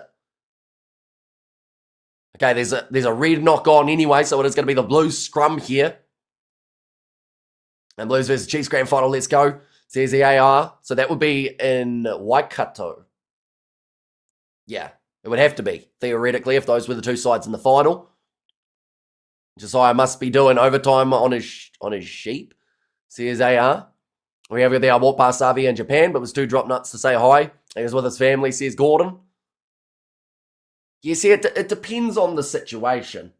Because some people would have just stormed right up to him and gone, Savia, I want a photo and everything. But, for the same amount of people who do that, there's probably 10 people who just go, you know what, he's out and about with his family, I'm not going to bother him.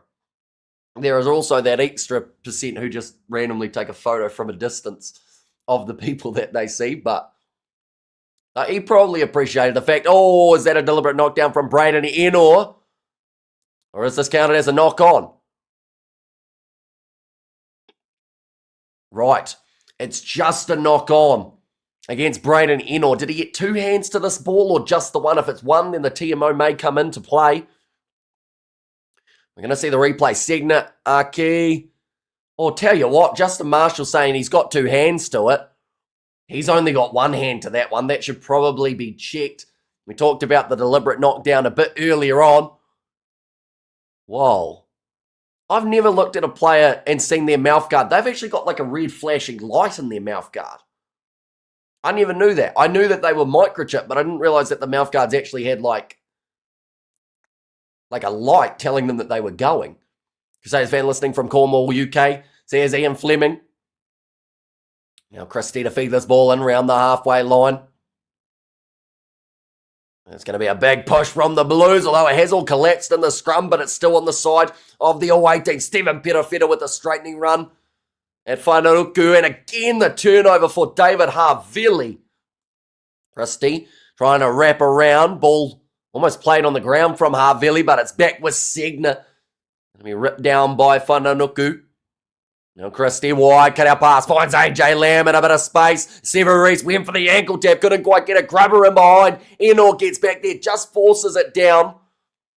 I believe that will turn into a 5-metre scrum here for the Crusaders, for the Blues. And the can man says Wanta. And New York Knicks are 2 wins away from being NBA champions. Are they the team that was supposed to? I always get my NBA confused. Is that the team that went 4-0 in their semis? Or was that the team who went deep into the semis? I think it's the team who went 4-0, right? Who's all in agreement that Ruben Love deserves to start in the All Blacks 10 jersey? Says Oswald. We see it there. He didn't really have too many options there other than to just be held up or forced into that in-goal area rather than taking the risk. Yes, the 4-0 team. And hey, Hamish says, Xavier, welcome in. 35 minutes still remaining in this contest.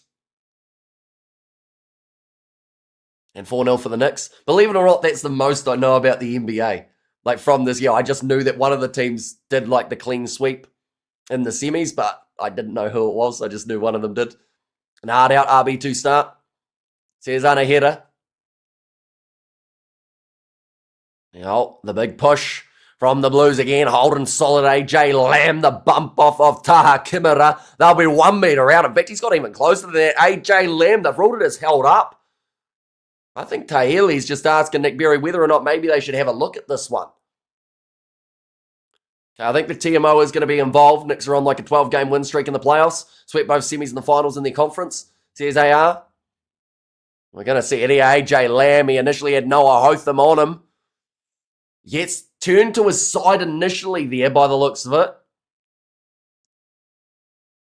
We have the all hype now. The excuse is, it's a young team. Says the AI. And thoughts on the test match? I think it's an absolute show. Yeah, it's not the greatest pitch, is it? I used to think, and I don't think this is like a wrong statement at all, Lords used to be a lot better of a wicket than they've had for New Zealand, England, right? There's been so many times where the ball's just stayed like at shin height. And people have been bowled because of no bounce. But now going off, Ennor, moving this ball on, out to Chefiaki. He will go for the chip behind. Johnny McNichol, he is charging after the ball. Has to claim that one inside of the in-goal area for Zahn Sullivan, so it becomes the goal line dropout. And I didn't know people from New Zealand watch basketball. I'm from Canada watching this at 3 a.m. I think it depends on who they are. Like, it's always on, or at least it seems like it's always on. I just don't really get the chance to actually watch the games. But they're actually free to air for a few different places in New Zealand. So relatively accessible. Down to the halfway line. Nice take from Kimura. Goes across now to Christian Leo Willie. He will get a bit of steam going before being tackled by Opa Toanga Pasi straight on the ball. No, actually missed the ball there for the Blues player. Whanaruku. Inside ball out to Taha Kimura. Must be like rugby being watched in India. Well, it's actually quite popular in India, rugby. They were talking about it for the RPL when they did launch it. They said, I don't want to say the wrong stat, but about 80% of the regions in India actually play a form of rugby. It's just that it's a little bit more niche. But yeah, rugby's actually a little bit popular in India. Just isn't broadcast the same way that cricket and other sports are. Tackle has been made. A little bit of a counter ruck there from Dorian Barnes. Can't get the turnover. That's another knock on, this time from Taylor. Accidental offside. Goes against the Crusaders. And we have you there. I feel like Juno asking these questions. Thoughts on the Wars this season? They're going well. And as long as they keep going the way that they have been, they'll be all right. All Blacks versus India win. Well, to be fair, they already do the All Blacks under 85 kgs versus Sri Lanka. You look at the crowds for those games as well. Like, they have people standing on the roof so that they can file in enough people to be able to watch those games. I'd highly recommend checking out the highlights on a YouTube channel. I think it's on the All Blacks one that they show those games up against Sri Lanka, but that one's going to be knocked on by the Blues this time. Oh no, knocked back, says Nick Berry, chipping behind from Peter Aki. Now Taha Kimura chopped out from underneath him where his legs. Whananuku has the pass on the outside to David Harville. Chance to get it away to Reese. Just delays the pass, Harville, and it wasn't a bad option. He's still going forward, Harville. Off to Johnny McNichol on the inside for what seemed like a poor decision to not pass the ball, turn into a bit of individual brilliance and a try assist for Harville there. That was an insane run from David Harville. It seemed like he should have passed, I'd say, 2 or 3 times there. But I think I underestimated that man's strength and ability to break a tackle. Because we see it here. Harville had it. That seemed like the time to go to Reese. Then the offload could have gone there. Then the offload maybe there. He still didn't pass. And then eventually to Johnny McNichol with the inside ball. And McNichol moves to the double. And the Crusaders move to almost 40 points. If the Blues don't score soon, it'll be curtains. And afternoon, brother. How you doing, mate? Doing very well, Birdie. Hope you are doing well too. We've got another game just around the corner between the Chiefs and the Reds. The Blues will be watching that game very closely because if the Reds win it, the Blues are out. And then if we do see the Chiefs win it, the Blues are still in. But they'll be heading to the Hurricanes home game. And that will be the semi-final next Friday, more than likely. And could it be 60? And good news, Xavier, members list. I do see that your name has now got the little badge next to it there, Xavier.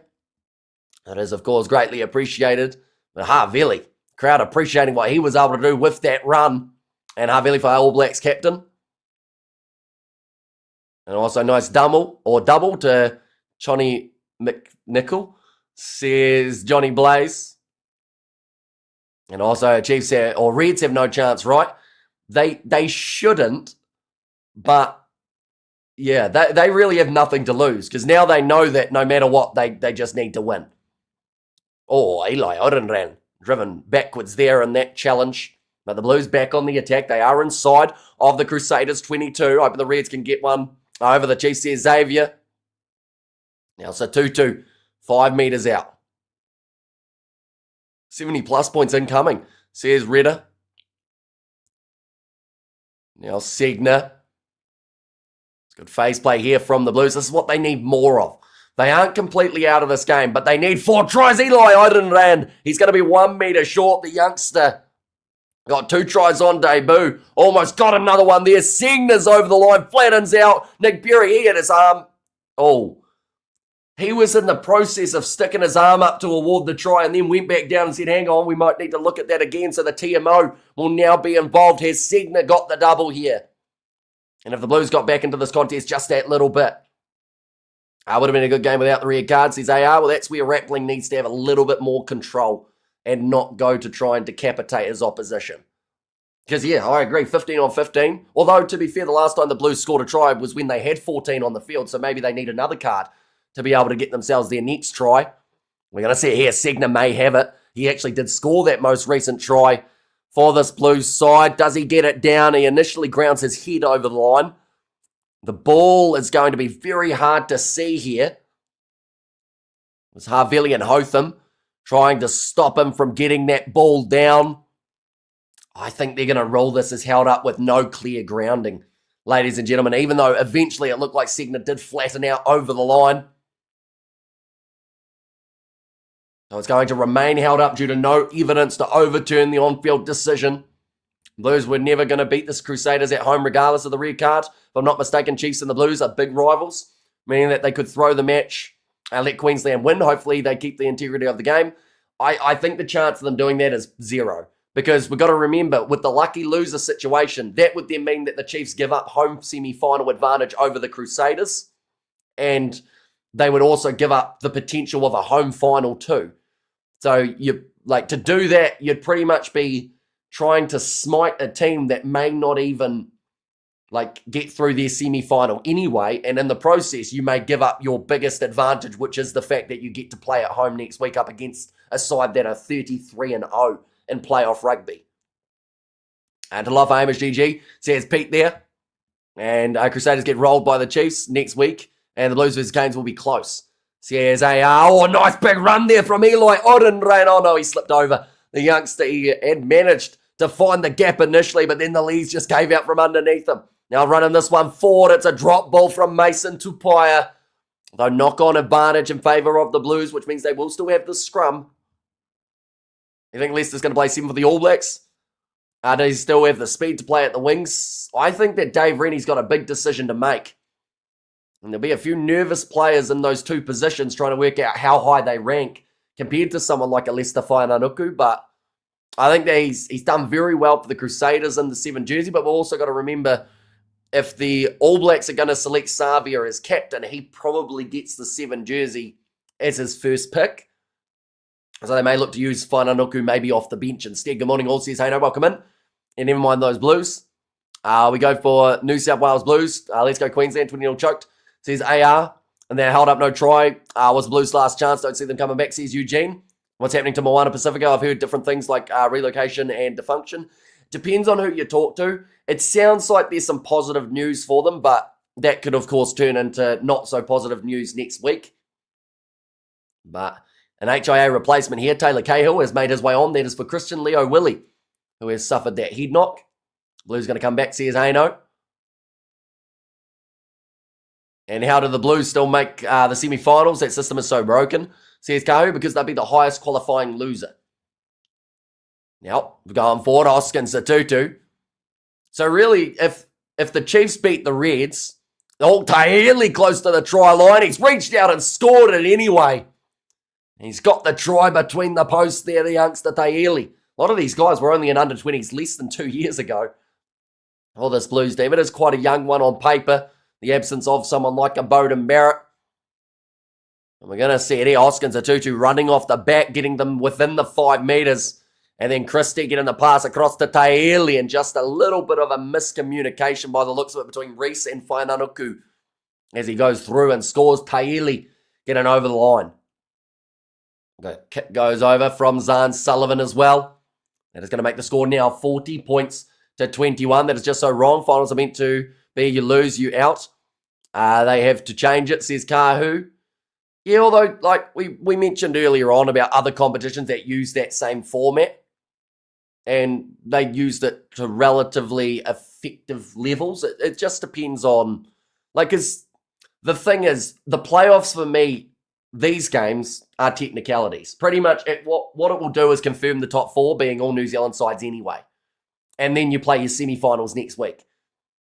So in my opinion, if you lose your playoff final, that's no different, because of the way that the format is, that's no different to losing your last game of the regular season, as long as you're a high enough qualifier.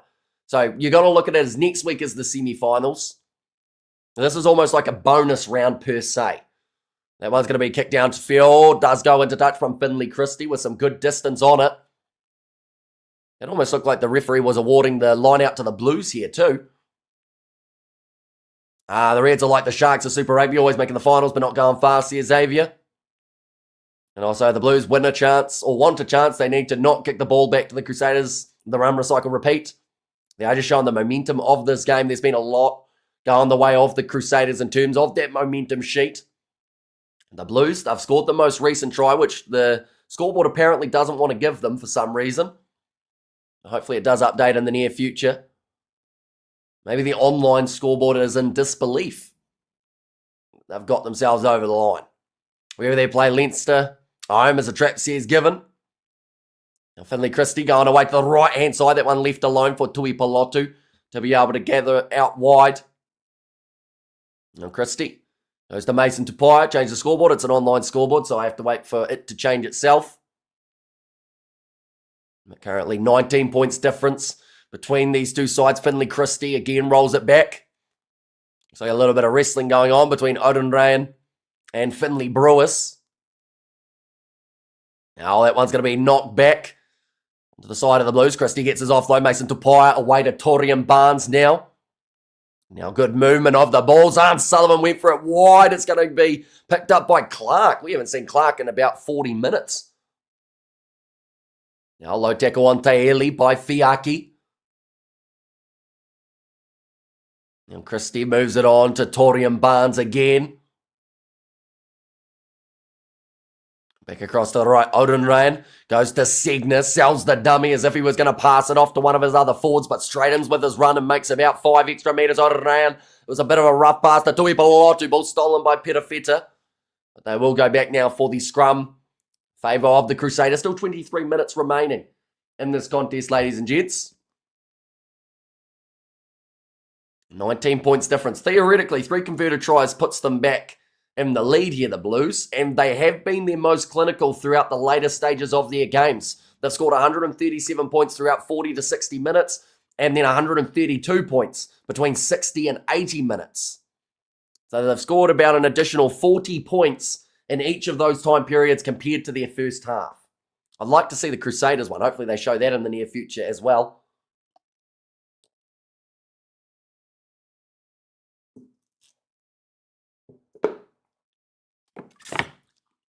Jack Sexton making his way onto the field now for the Crusaders.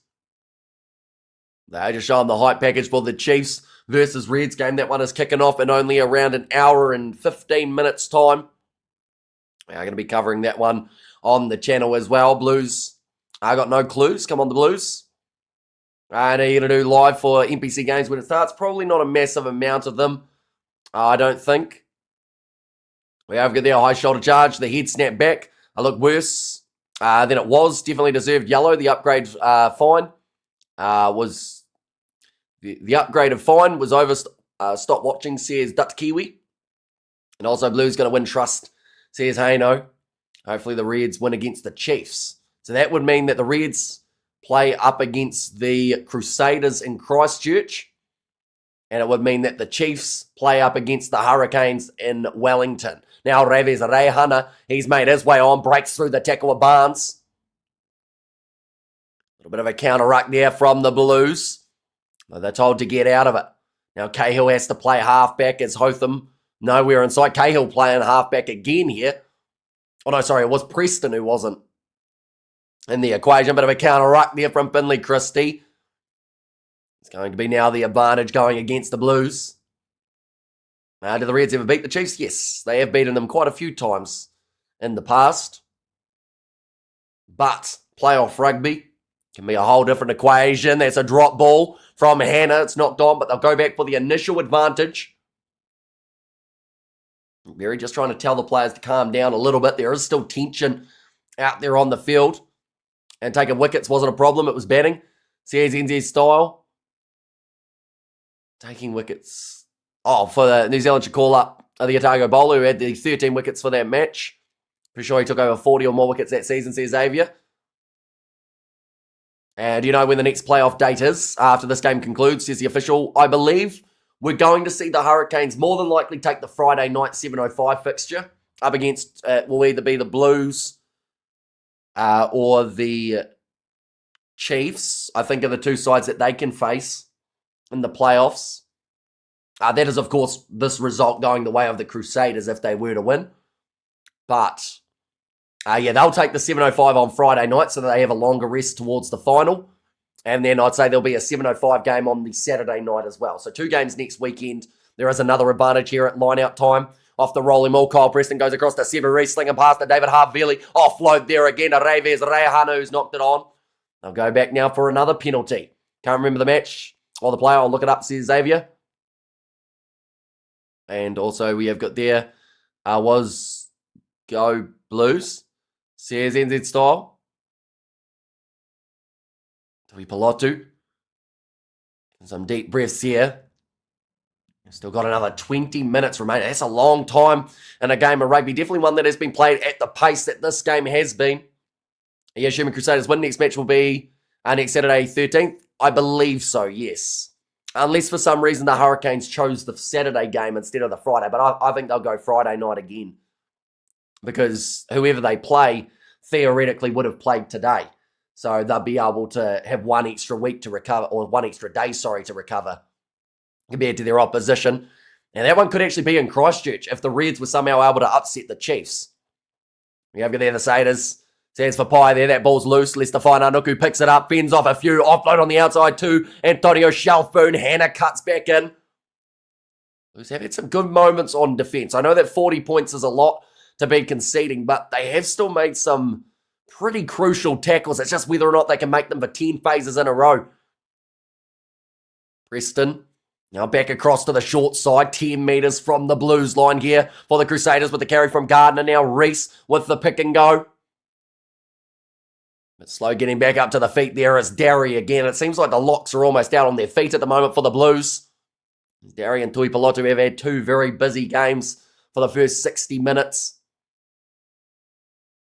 Now still there on the side of the Crusaders, Reese with the pick and go. He actually lost about 3 metres in the process of that one. Antonio Shalfoon all tried the pick and go, and it will be a knock on from Preston on the ground.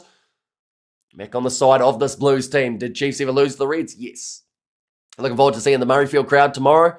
How much fans are going to be there? Do you know? No idea whatsoever. Josh Berry with the line break there for the Blues. Passes on the outside out to Caleb Clark. Ow, that would have hurt. He is slammed into the ground very hard. And he doesn't look like he's got up yet, Caleb Clark. And one of the Blues says, no, he's good now. Just took him a little bit longer. The way that he always finds a way of hitting the ground harder than anyone else, Caleb Clark, I've noticed. He seems to have a skill at it. How, a normal player finds a way of slightly tucking an arm or, breaking their fall. He literally breaks his fall by breaking himself. Whereas the ball was almost up to the halfway line before the ball was dropped by Clark on the ground. It was Thomas O'Connor, says Xavier. And now it will be the scrum feed for the Crusaders here. Be really good as a Chiefs fan if the Blues can do us a favour and win tonight, presuming the Chiefs also win, says Anahira. Yeah, well, the Chiefs go into their game up against the Reds now knowing that no matter what happens, they're through to the semi-finals.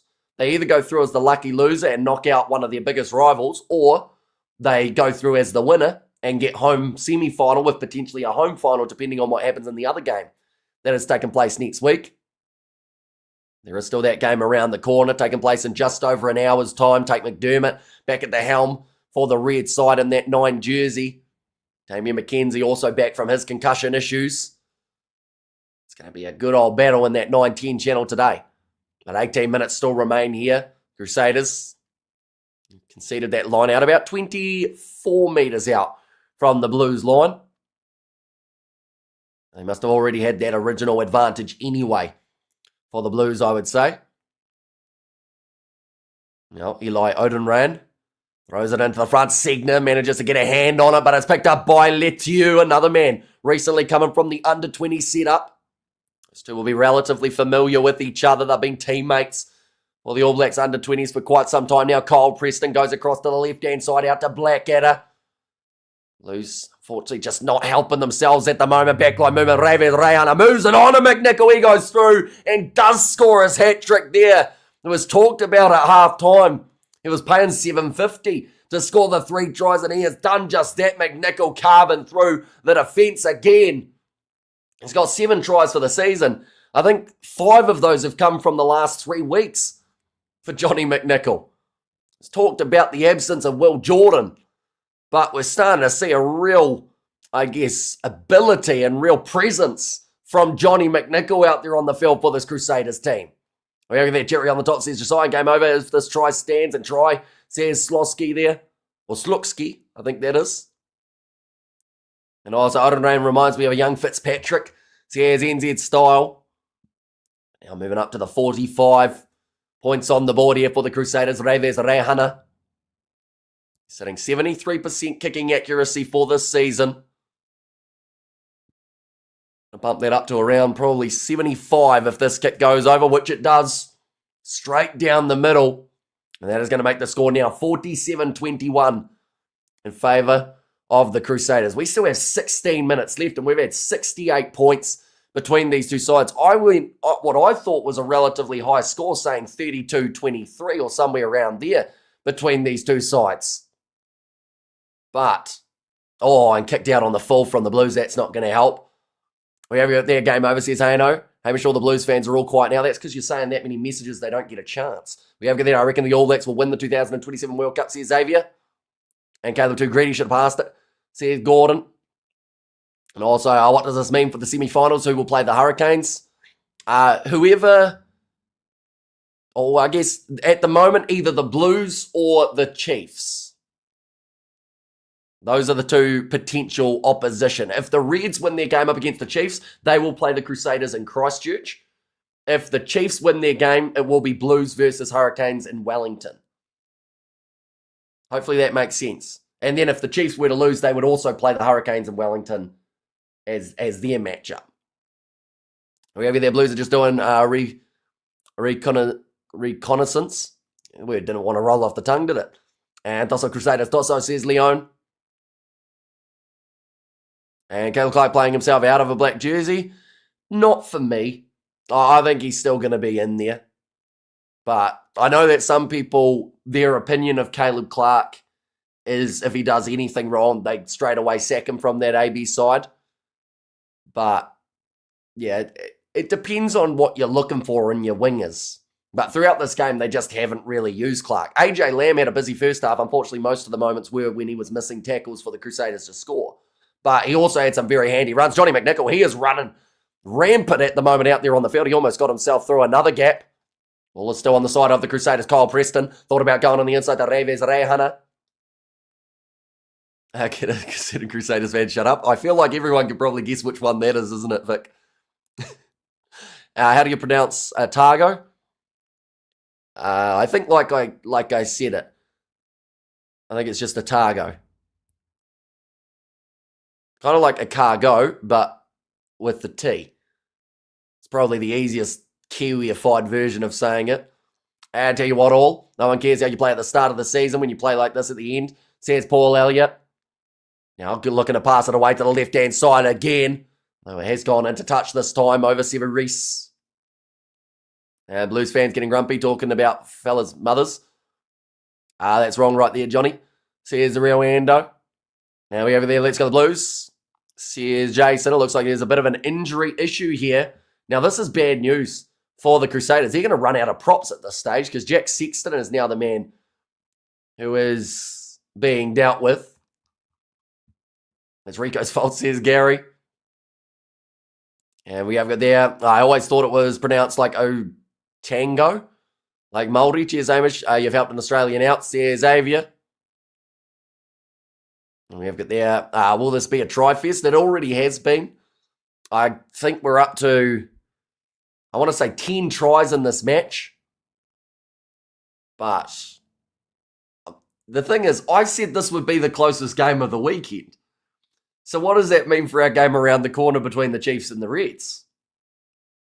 Like, that's hopefully going to be a bit closer. Or at least, like, tighter on the scoreboard for a start anyway. We have got there, as All-Australian team out of Super Rugby. Not quite. If the Reds beat the Chiefs, then they would still be in, but we'll drop a bet and watch while I wait, says Clint. That's very optimistic to drop a bet on something that you've just said that you don't really follow, Clint. But what are you backing in the scenario? It looks like Jack Sexton wants to continue in this matchup, although he's looking a bit worse for wear. And Saders go.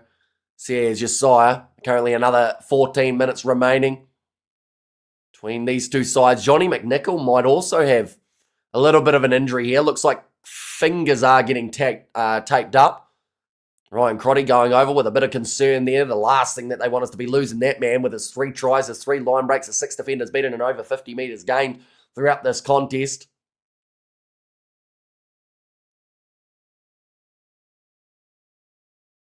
They just said there, Johnny McNichol, we had 3 games last season. And now, there's like, unless Will Jordan was magically back, there's no way you replace McNichol from that 15 jersey. I want the Chiefs to lose. So humble those arrogant Canes, says Hano. And Chiefs might want to throw the game and play the Canes instead, says Anahira. Yeah, although they play them away from home is the only thing. So you'd be sacrificing a home field advantage potentially right through to the final for the sake of trying to avoid the Crusaders, which, to be fair, when they're 33-0 in playoff rugby, it's not the worst idea ever. But at the same time, you've got to play them sometime, so you might as well knock them out early and potentially have the home final to go in afterwards. Similar to yesterday's game, this is a high school game. It looks like it's going to be a high school and semi-final weekend, says Kyle. I think Crusaders fan in the chat might be a bit happy right now, says Xavier. Now George Bauer, he makes his way back out onto the field. That is for the head injury replacement of Sexton. We could see a random prop for the Crusaders next week, by the way. Like someone from maybe one of the MPC, or might even chuck in an under-20s guy, depending on what they've got, although I think they're all overseas at the moment, preparing for their under-20 championship in Georgia later on. Now rolling more here for the Blues. They need themselves 4 more tries throughout the next 13 minutes, and that one hasn't been available for the Blues to use at the back of their maul, so the Crusaders will get the scrum here again. Make that 34-0 in playoffs. Blues will need a miracle, says Xavier. And also go the Blues. And chuck and find Anuku at prop, says Josiah. And they're just showing Johnny McNichol in terms of what he's been able to do throughout this game. He has not just scored tries, but he's also assisted one along the way too. It just seems like he's just finding gaps for fun out there on the park. The crowd have been absolutely loving watching him play. He's a veteran when it comes to the amount of experience that he has across the world of rugby. Seems to be stepping up big time in this playoff final. Kyle Preston ready to feed this ball in again for the Crusaders. All free kick going the way of the Blues. Just a little bit of an early push there from the Satyrs. Now the Blues with Christie lobbing it over the top to Peter Aki. He had about 3 Crusaders on him straight away. How tall is Jamie Hanna? I think he's, I want to say 6'5". But I could be wrong. 1 second. Jamie Hanna, he's 1.97 meter. I don't know what that is in terms of feet. But quite a few of them, I would think. Now, almost through was Peter Feder offloads there to Segner with the flat ball. He's going to try and fend off Preston. Now Christie, way to the right-hand side. Taeli, Severi slipping in defence, and it leaves the gap there for, I think that's Corey Evans, to be able to run through and score the try. Oh no, in fact, it's going to be Peyton Spencer. Number 23 on the back. Comes off the bench, scores his second try of the season. Send the Kiwi clubs with the All Blacks. I would love to see Stormers versus Chiefs again, and we might get to see it in 2028 for that Club World Cup. We have got there, he's at least 2 feet tall. I think that that's a safe bet. And Breathless Pace says Willow Dance there. Who was your man of the match? I'd give it to McNichol. Just because of, like, their hat trick's impressive, but also what he's been able to do at the back. He's just had that composure for the Crusaders. I think that Whainaunuku's also possibly in the running for the potential man of the match. And I have a feeling that if they were to pick out of those two, they'd probably give it to Whainaunuku so that they can interview him afterwards rather than McNichol. But I think McNichol would be deserving of it. Now Taeli to line up the shot at the post here and misses away to the right, but the score 26 points to the Blues, 47 for the Crusaders. There's still actually 10 minutes remaining of this contest as well. Imagine it was 40-26. Then it was game on, but now it's 47-26. Just too much work to be done. And 6'5", says Amick, in terms of the conversion of 1.97 meter. 21 points separating these two sides. Technically, 3 converted tries here for the Blues in the final 9.5 minutes would take us to golden point. It's quite the task to be able to do, though, but the Blues have been a second half side throughout Super Rugby Pacific. Forbes made his way on for AJ Lamb. So I think there might have been a late change because originally it was going to be Evans as that number 22. Now Peter Feder moving it on the outside. Now breaking the line. Here comes Peyton Spencer once again showing some pace. They couldn't quite get the ball on the inside to Christie. Christie is a female's name, says Jason. Well, that's his last name. But now Christie passing it across to the right-hand side. Off to Hoskins Satutu. Came on the field relatively early in the breakdown again, although David Harvilli's just come to mind. Not the man who got the steal there. It was actually Christian Leo Willie who managed to pass his HIA, but more so because of Havili's ability to get a turnover in the crucial moments. I think those are probably the top 3 nominations. Methinks Josiah is 8 years old, says NZ Styles. The penalty has been awarded. The Crusaders again. Last 5 penalties conceded, 3 of which have gone against the Blues, 2 against the Crusaders. Talk less Crusaders fans, says Vic Mars. Have you organised your Super Rugby merch as well, by the way, Vic? I did hear from Johnny earlier on saying that he was getting it sorted near the end of the weekend, and Flesh's already got his shipped out. But I should check in to see whether or not you've been contacted, and it's all hopefully going smoothly. We have there go straight after the Chiefs. Also, straight after the Chiefs, we got the Box versus Fiji. Correct, yes. And then straight after that one, we got New Zealand versus Argentina. And the Pirates have won. This guy couldn't stop him, says Winston. One's going to be thrown into the back by Letiu, taken by Hannah. Now the pick and go from Dom Gardner. Looking for the steal, and the breakdown was Segner, but his teammate not able to roll out of that breakdown in time. Although a bit of a counter ruck here from the Blues. They've been told to not play at it. And now the advantage and penalty goes the way of the Crusaders. We over there bring back Ruben Thorne and then drop him. He's bad, says Dan Taylor. And my scarf is on the way, says Vic Mars. Which team did you go with in the end, Vic? As it's safe to say that the Crusaders have won this game, says Artis. Yes. 7 minutes remain, and the Blues giving away another penalty there. Now they can just use up more time off of the clock. There is another game around the corner, ladies and gentlemen, but this will confirm that the Crusaders will not play the Hurricanes in the next contest of Super Rugby Pacific, or the next round of Super Rugby Pacific. I'll go like this. And like that. That is our last game that is going to be taking place. As you can see, the Chiefs come in as the second biggest favourite of the round. The Crusaders were considered as the thinnest favourite of the playoffs, but they are currently winning by around 21 points. So yeah, hopefully that Chiefs-Reds game actually is quite close, just to give us some sort of last-minute action in the competition. But that is going to be a big rolling maul. The Crusaders are over, and they score their 50th point now, plus a couple, moving up to 52. Now the Blues scarf, says Vic Mars. Over there, the smiling from Sophia there as well. And Blues fans are humble. Crusaders fans, not so much. Says NZ Style. What about when Carlos was at the Blues? That was a true blue era, says Cyrus. Yeah, now they've got his son, Peyton Spencer, scoring earlier on in this contest. And also, who says Josiah, and the Hurricanes will win their 33 finals run, says Shane. That is, of course, if they get there. There's more than likely going to be a battle with Waikato next week between the Crusaders and the Chiefs. 5.5 minutes left. There's anyone trying to watch on Amazon Prime in the US, but getting Wales versus France under 20 replay instead. It's a bit rough, isn't it, that they're going with? Because there would be one from the Six Nations, right? Which would have taken place a long time ago. But that one's going to miss away to the side. 52-26. And 50 up, what a game, says Willow Dance. Do you think 60? No, I don't think so. 5 minutes remaining. They would need 2 tries for that to happen. I don't think they're taking too many threes out there at the moment, the Crusaders. One's kicked off by Stephen Perafeta.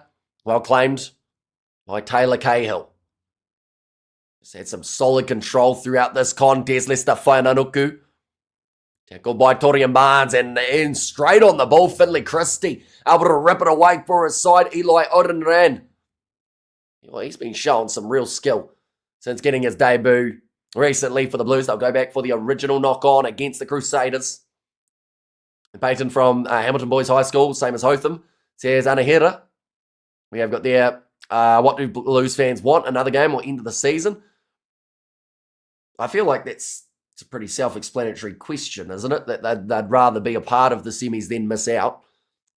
But they are on a 4-match losing streak going into the semi-finals, which is, again, something that no side has ever done, because normally you get the quarterfinals first. But yeah, interesting times. We have got there, it doesn't look like a sellout, says Kiwi Rob. That angle does. And I think it sold out in about an hour, or under an hour. So if they end up hosting the Reds in the semi-finals, I think that's going to be the same yet again. And I'm enjoying the close nail-biting games going down to the wire so far in these playoffs, says Jason. Going away to the right-hand side. Wide cut-out pass for the Blues. Now Cole Forbes. Tackled by Sever Reese. About 25 metres out from the line, and the Blues still got one more in them. There is a new penalty advantage in their favour. Josh Berry, pick and go. Tackled by Gardner.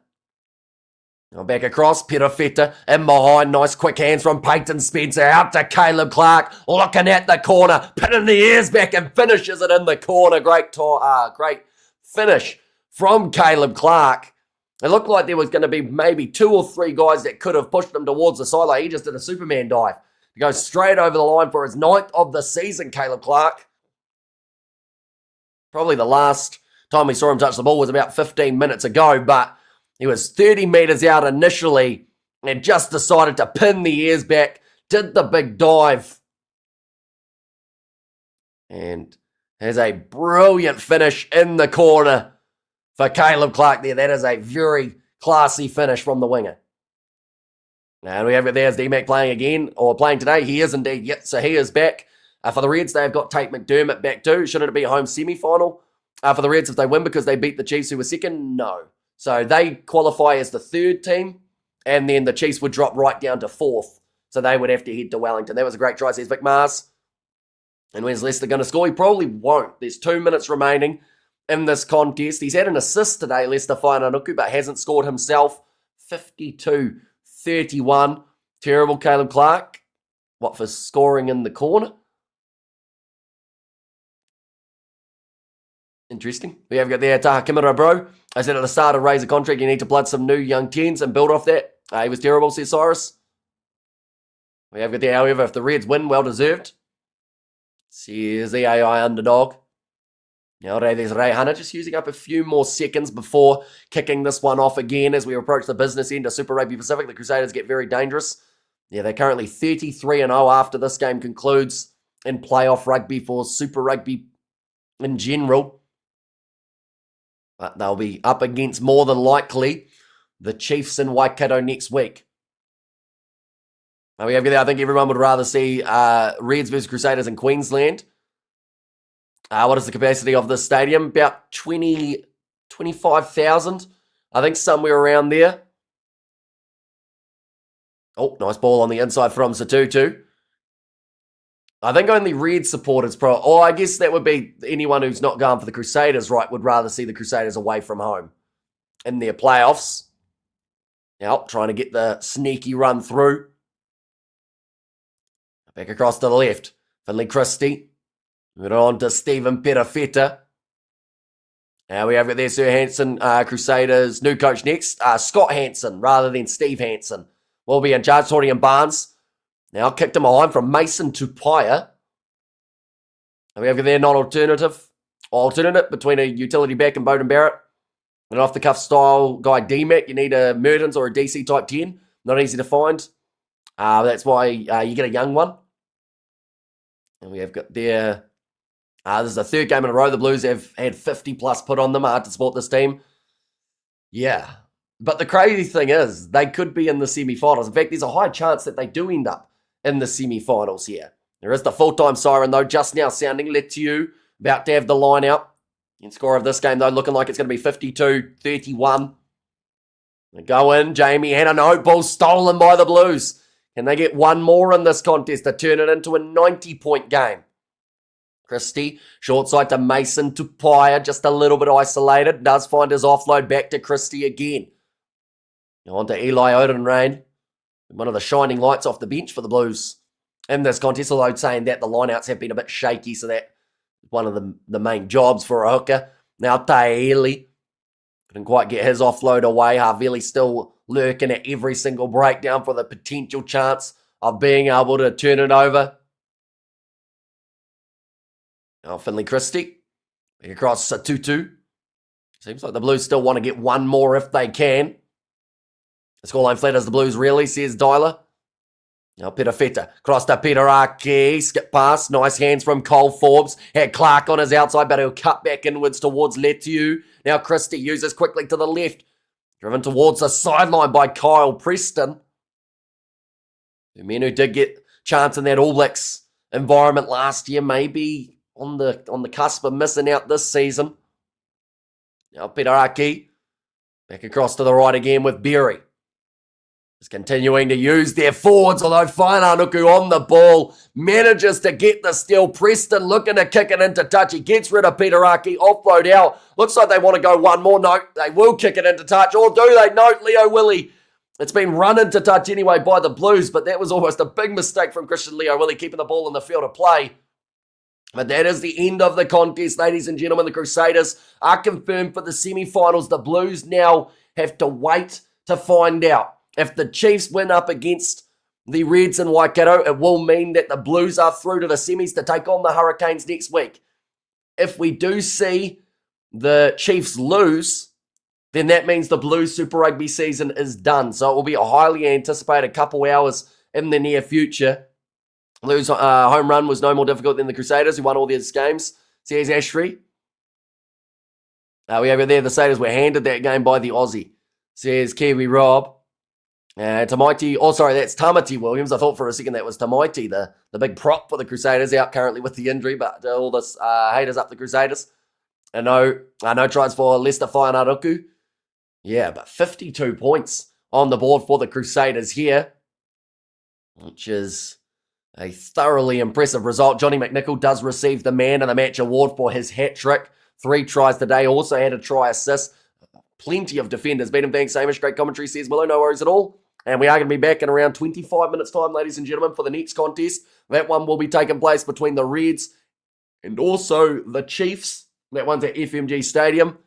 We will be covering that one on the channel too. But thank you all for watching, and I will see you all for the next one.